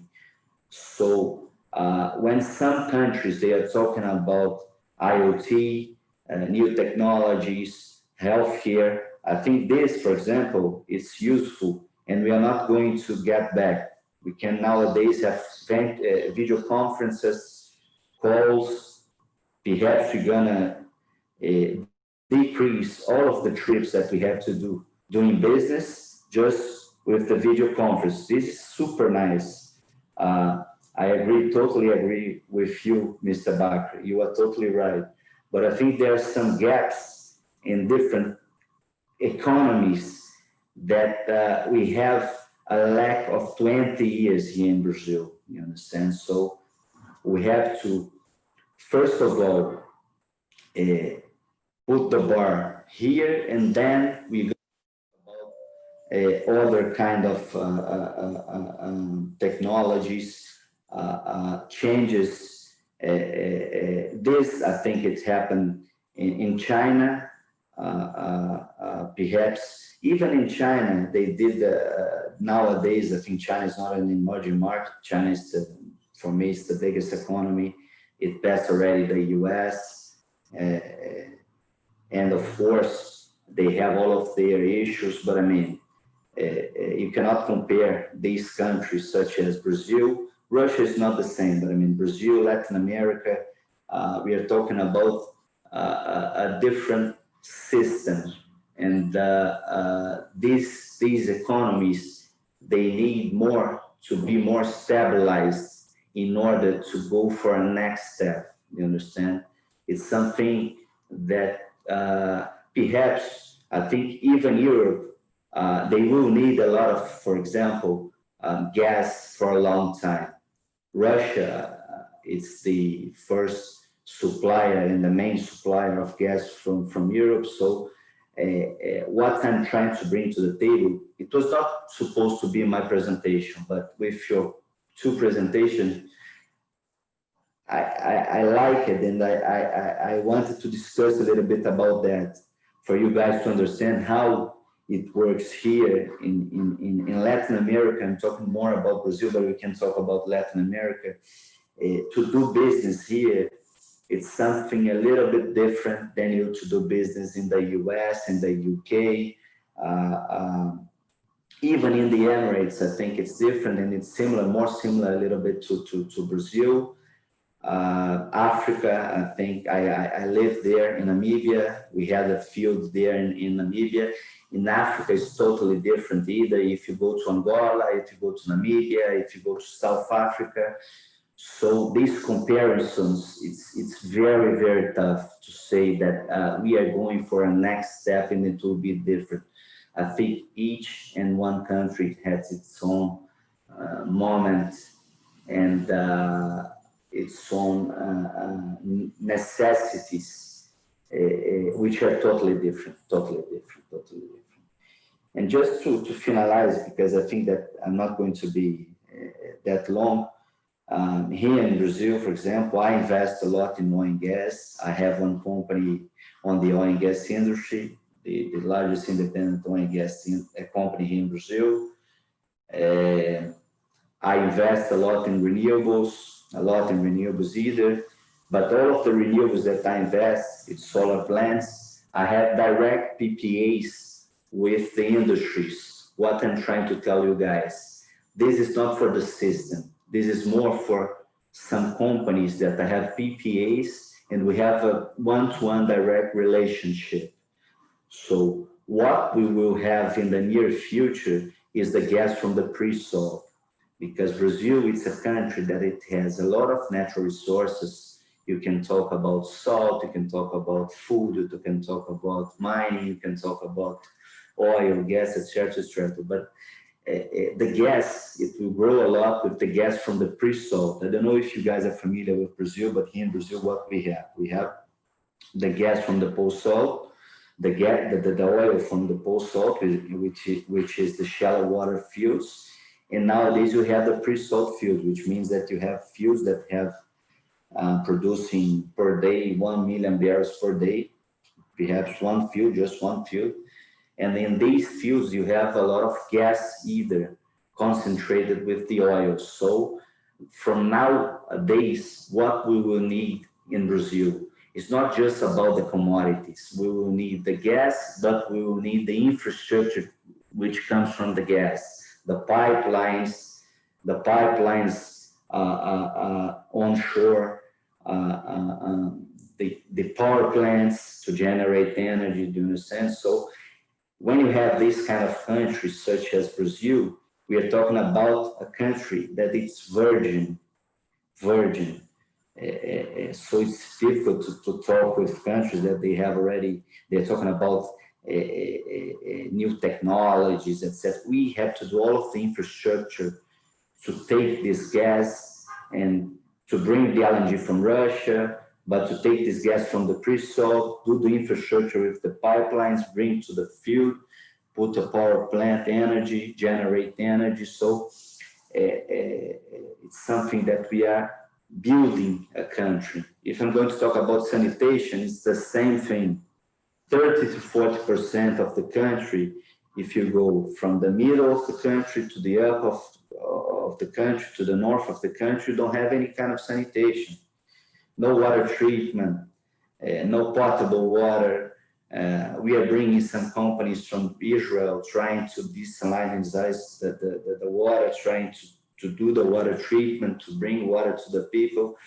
So it's a very good discussion, but I mean, each country, it has your own perspectives and moments and timings that we have to try to talk in a different way, you understand?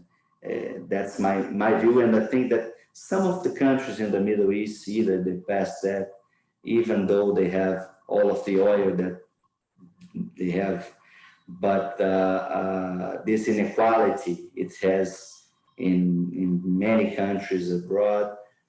So the discussion is very good. I think Mr. Bach is totally right, and even Satya and Ida, I think both.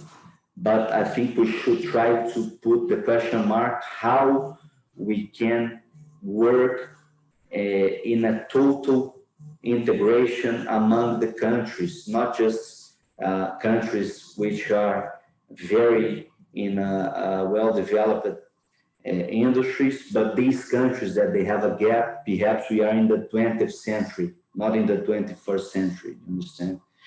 So I think my contribution is a little bit that. Thank you very much, Andre. Thank you, Pedro. I think that was very insightful. Yeah, I agree that renewables are not always the solution of the energy problem, because the energy system that will be reliant only on renewables won't be able to meet the peak demand and won't be balanced, because the renewables, they come and go with the weather. If weather changes, your energy supply is going to either appear when there is no demand or disappear when when the wind blows. You have the electricity, and when there is no wind, there is no electricity. I think we cannot rely fully on that. That's kind it. of That's it. there are a number of solutions, and to make natural gas even more clear. For example, the hydrogen and the development of the hydrogen economy on the from the natural gas is called the blue hydrogen paradigm, where the hydrogen is produced from the natural gas, and there is alternative for green hydrogen when you produce hydrogen with electricity from renewable sources. And the point that you said, I think it's not that we are talking that we don't want to be on the treaties. It's not about that. It's just to understand that the system itself all of these demands, they are growing in China, in India. We're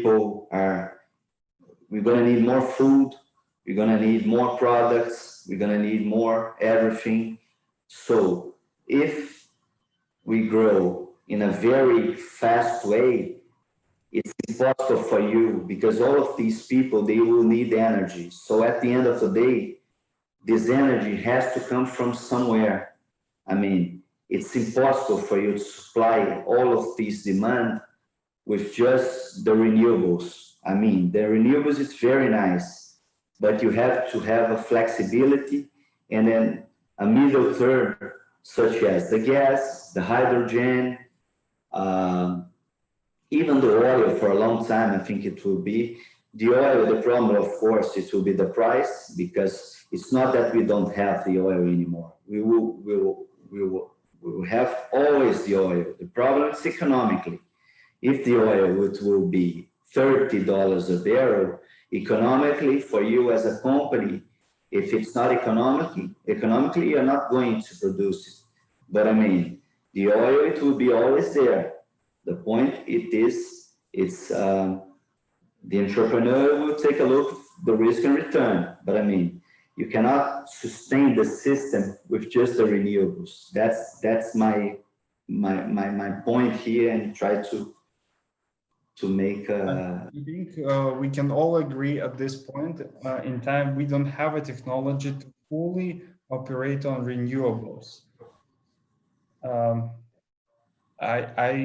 heard a couple of cases when the big energy companies, they also experiment with renewables, and they are very cautious, because there are multiple nuances, and that requires further research and further technology development. And in the meantime, we have our honor to have a speech from the Russian trade representative to Brazil, Victor Sheremetker. Victor, are you online? Hello, everybody. Yes, I am alive. Okay, Victor. Okay, I will have. Sorry? The floor is yours. So we are very excited to listen what the Russian Federation has been working on in Brazil, and how we can support Russian companies that go abroad, especially in Brazil. Okay, I would like to first of all thank you for this invitation. It's a great pleasure to be here with such professionals. My name is Victor, yes, and I'm a trade representative of Russian Federation here in Brazil. We are part of diplomatic mission here, but with the focus on economic and commercial relations between our companies and countries also. So our main purpose is to promote Russian business here in Brazil. In Russia, we are part of Ministry of Trade and Commerce. So we have a contact with almost all the industries. Here in Brazil, we are also responsible for regional dialogues between states, between municipals, authorities, and there is a good news, for example, for an interesting news for participants of our session. Recently, in the forum of BRICS municipal authorities, it was signed a memorandum of friendship between two cities, Brazilian Guarulhos and Russian Chelyabinsk. So we hope that this cooperation will be supported with negotiations on commercial topics, and maybe it will lead to some big projects in the future. We also welcome any other region, any other city that is interested in establishing good cultural, commercial cooperation with Brazilian cities. We can provide all the support. But as I said, the main purpose of our office here is to promote Russian business. As you know, the turnover between Russia and Brazil is concentrated mainly around agricultural sector from the Brazilian side. Brazil exports a lot of agricultural products to Russia, meat, different types, some cereals, and so on and so on. And from our side, the principal products are in chemical industry, fertilizers. There is a great part on the oil and gas industry, and recently there is a high interest in IT products that comes from Russia to Brazilian market. So the turnover between our countries is, the commercial turnover between our countries is around $5.2 billion. It was in 12-19. This year will be a little bit, I think, it will be at the same level or a little bit moderated due to the pandemic influence. But what is interesting here in Brazil, that agricultural sector, despite the pandemic situation, is continuing to grow. It is one of the fewest sectors in the Brazilian economy that is growing right now. Brazil exports a lot of agricultural goods, and I think due to that issue, our turnover between Russia and Brazil will be conserved on the levels of 2019. Sorry. The main here in Brazil we have 3 locations. Our main office is located in Brasilia. Brazil is a kind of is a political center of Brazil, and here we are trying to make some regulatory conversations with Brazilian authorities, also commercial negotiations on high level. There is a commission of high level between our countries on economy, commerce, science, and other topics. We have 2 other locations in São Paulo and Rio de Janeiro.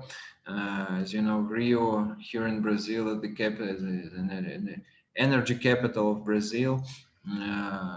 Main companies are located there, and even main Russian companies have their offices in Rio de Janeiro.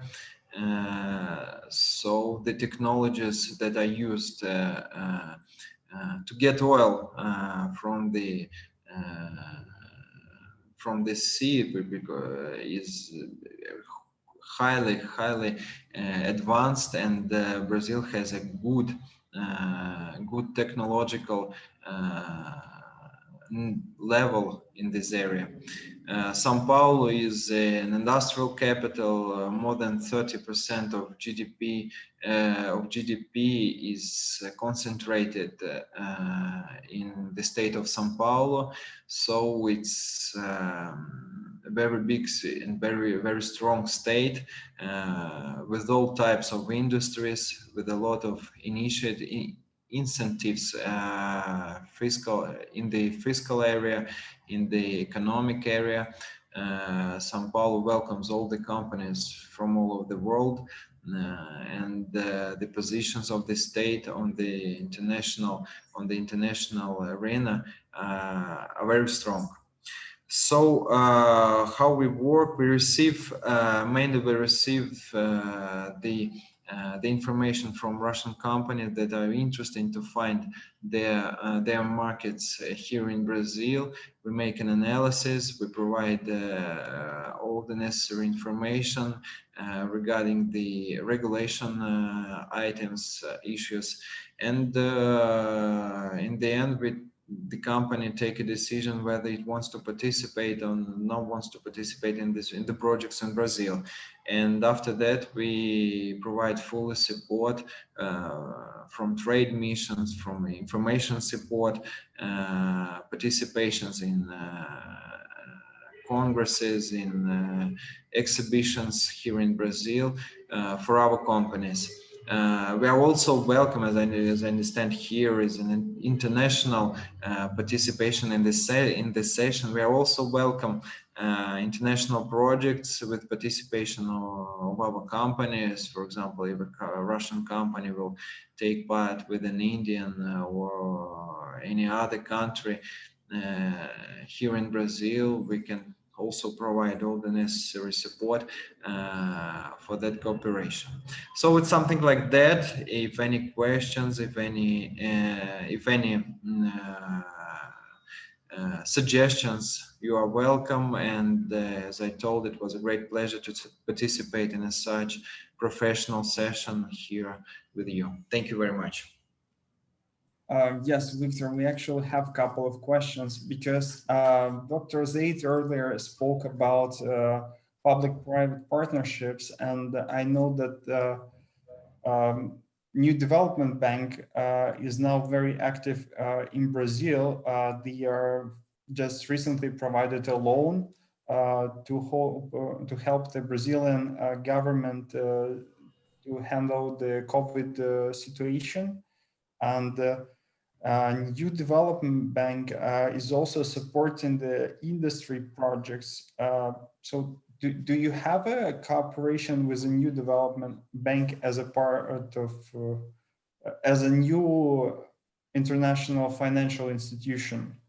And how they can support activities of Russian enterprises in Brazil, and how they can support the joint projects for India, Russia, Brazil, around the world? Yeah, we have a contact with the representatives of this bank, but the bank is an international organization which is composed of representatives of all BRICS countries. So all the decisions are taken in their headquarters. Recently, they opened here in an office in Brazil to provide information and support for Brazilian projects here. And their main focus here in Brazil, and I think all over the world also, are infrastructural projects. So the companies or authorities that are willing to take money from the New Development Bank, they apply with their infrastructural projects, and whether it is approved by authorities of the bank, the money can be provided.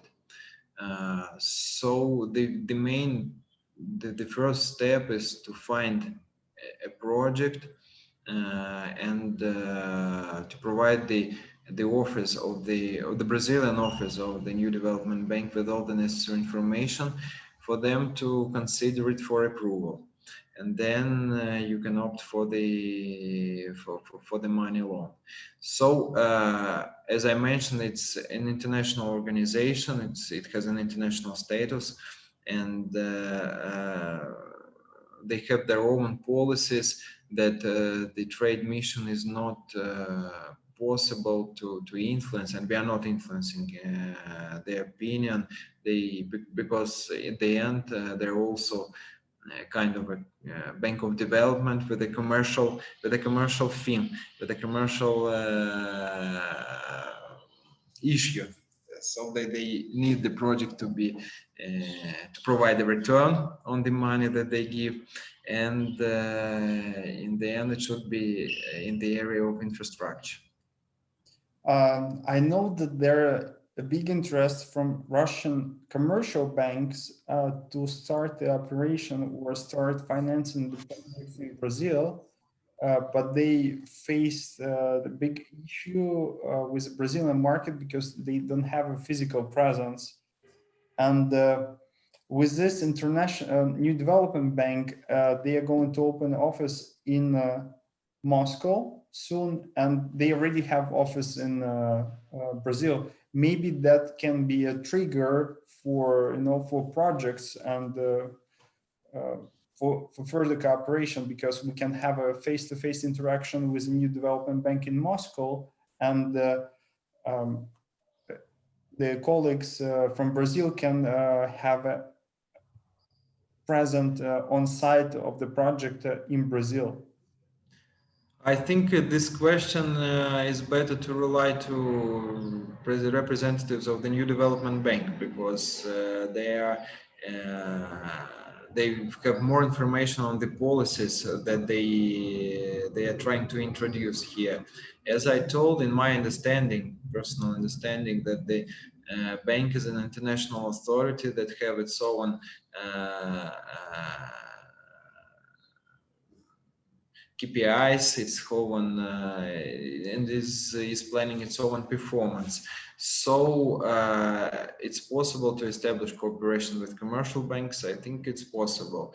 How it will rely on the area of financing the projects here in Brazil by Russian banks, I don't know. It's better we can make another session and invite the representative of New Development Bank, so it will he will describe more the policies of the bank. But what I can say that this issue is very important. The banking cooperation in the banking field is very important. There is a dialogue between our banks and Brazilian banks in the marks of Commission of Cooperation between our countries, that is held once a year, once in Brazil, another time in Moscow or another city in Russia. So this topic is very important, and if you will have some information about private banks that are willing to enter on the Brazilian market, you can provide us, because it lies in our strict interest. Our companies located in Brazil, they need a Russian bank, they need a Russian financing, and this bank will be welcome here in Brazil, I hope. Okay, I have a couple of friends. Maybe you know Roman Ledov, who is leading GTLK Europe. And yeah, I will check with Gazprom Bank about our big interest in Brazil. Do we have other topics for discussion? Bruno, I think you've been working on Brazil for quite some time, and you've been working in the International Monetary Fund. Maybe you have some update on what is going on with the international banks situation, and how this new development bank is shaping the landscape for new projects in the emerging markets. Yeah, can you hear me? Yes, we can. Okay, yeah, sure. The involvement about this public-private partnership is growing very fast in emerging markets as well as in advanced markets. And the support, at least before COVID-19 came, the support was quite amazing, quite terrific. And actually today, we should get ready for the post-pandemic 19 period. So to give an additional boost to this reality, to this interesting reality. Brazil is a large market, comes with huge opportunities, business opportunities. So I think that for European companies, for Russian companies as well, investing in Brazil would give broad interest, of great interest, no doubt that. Yeah, this is not it's not a doubt for us to invest in Brazil. Yeah, and I think there is a big dialogue between the UAE and the Latin American countries. I think. Oh yeah. The EU, the European Union has a special forum a very specific policy on South America. Yes, this is true. Dr. Zaid, are you familiar with any practices or projects between UAE and, for example, Brazil or some other Latin American countries that use the framework of public-private partnerships? Maybe there is some private financing that was triggered by public financing in infrastructure projects, for example, because in most cases, the transport infrastructure is built by public funds to give the access, for example, to mining projects that are usually privately owned. And this is some kind of public-private partnership framework. Right. I'm not aware of PPP between, in that respect, between the UAE and South or Latin America at all. Unfortunately, I cannot help in this, but maybe Sharif, if he's here, he's still here. I actually messaged him, but okay. Yeah. No, sorry. I'm happy to come back to you about this, but I'm not aware at this moment of any work done in this area. Yes, I hope we can continue this wonderful cooperation, and all the speakers and all the audience. I hope we keep in touch, and maybe we raise the questions here that we won't be able to answer immediately, but maybe we can have some session once a month, and we keep the dialogue open and use this as a platform for discussion, and maybe we bring about new projects that will change the emerging markets. It'll be my pleasure, yes. Yeah.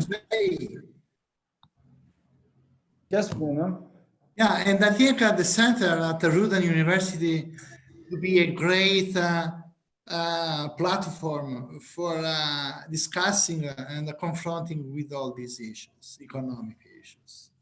Yeah, I think that the International Center for Emerging Market Research will help to resolve the current problems and find the solutions, because there are so many different stakeholders, different government bodies that can have a solution to a problem, but the key stakeholders that have the problem, they don't have the access or they don't have a communication channel with stakeholders that make a decision at the financial institutions.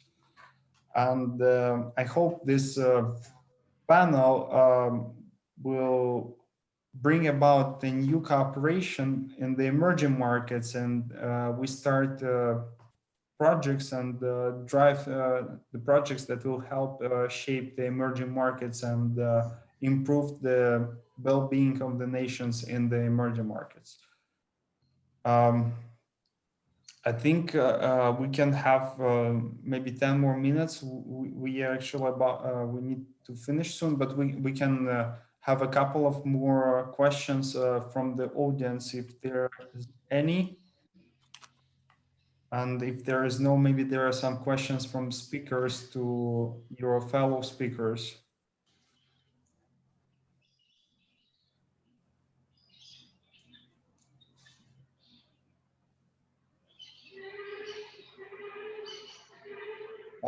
Salim, are you here? Yes. Maybe you have some questions about the cooperation with Russian, Federation in the MENA region.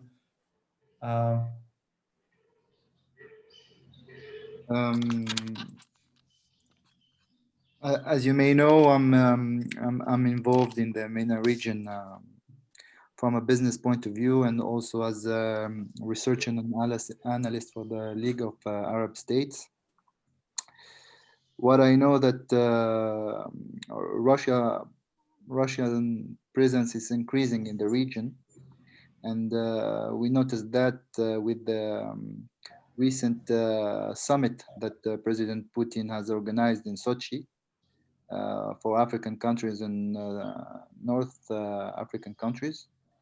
I'm not aware if the trade market between Russia and Middle East is increasing efficiently over the past decade. But what I know that for sure that there is a very important focus on the North African countries, especially Algeria and Libya. And there's also a focus on the sub-Saharan countries with the focus on Rwanda and Sudan and Djibouti, because they have, of course, as you may know, an access to the Mediterranean Sea and the Indian Ocean, which is a very strategic matter for Russia's presence in the area. So unfortunately, we couldn't follow the outcome of the summit that happened in Sochi, because as we all know that COVID-19 has stopped us from going further. But what I know for sure that there is a very high interest to increase the relationships on a financial level, and to increase also the relationship on institutional level with the academic cooperation between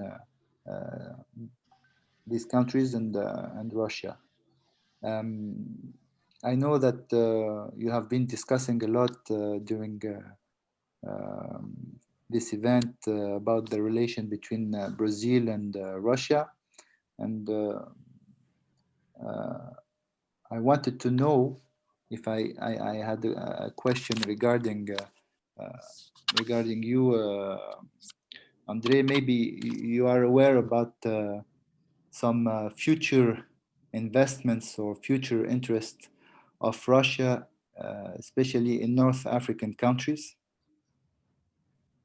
Actually, yes, I'm aware of the project done by Rosatom in Egypt. I think Russia agreed to invest 25 billion US dollars in the construction of a nuclear power plant. And also Russia is investing in Egypt, and there will be, I think there is a project called the Russian Industrial Zone in Suez Canal.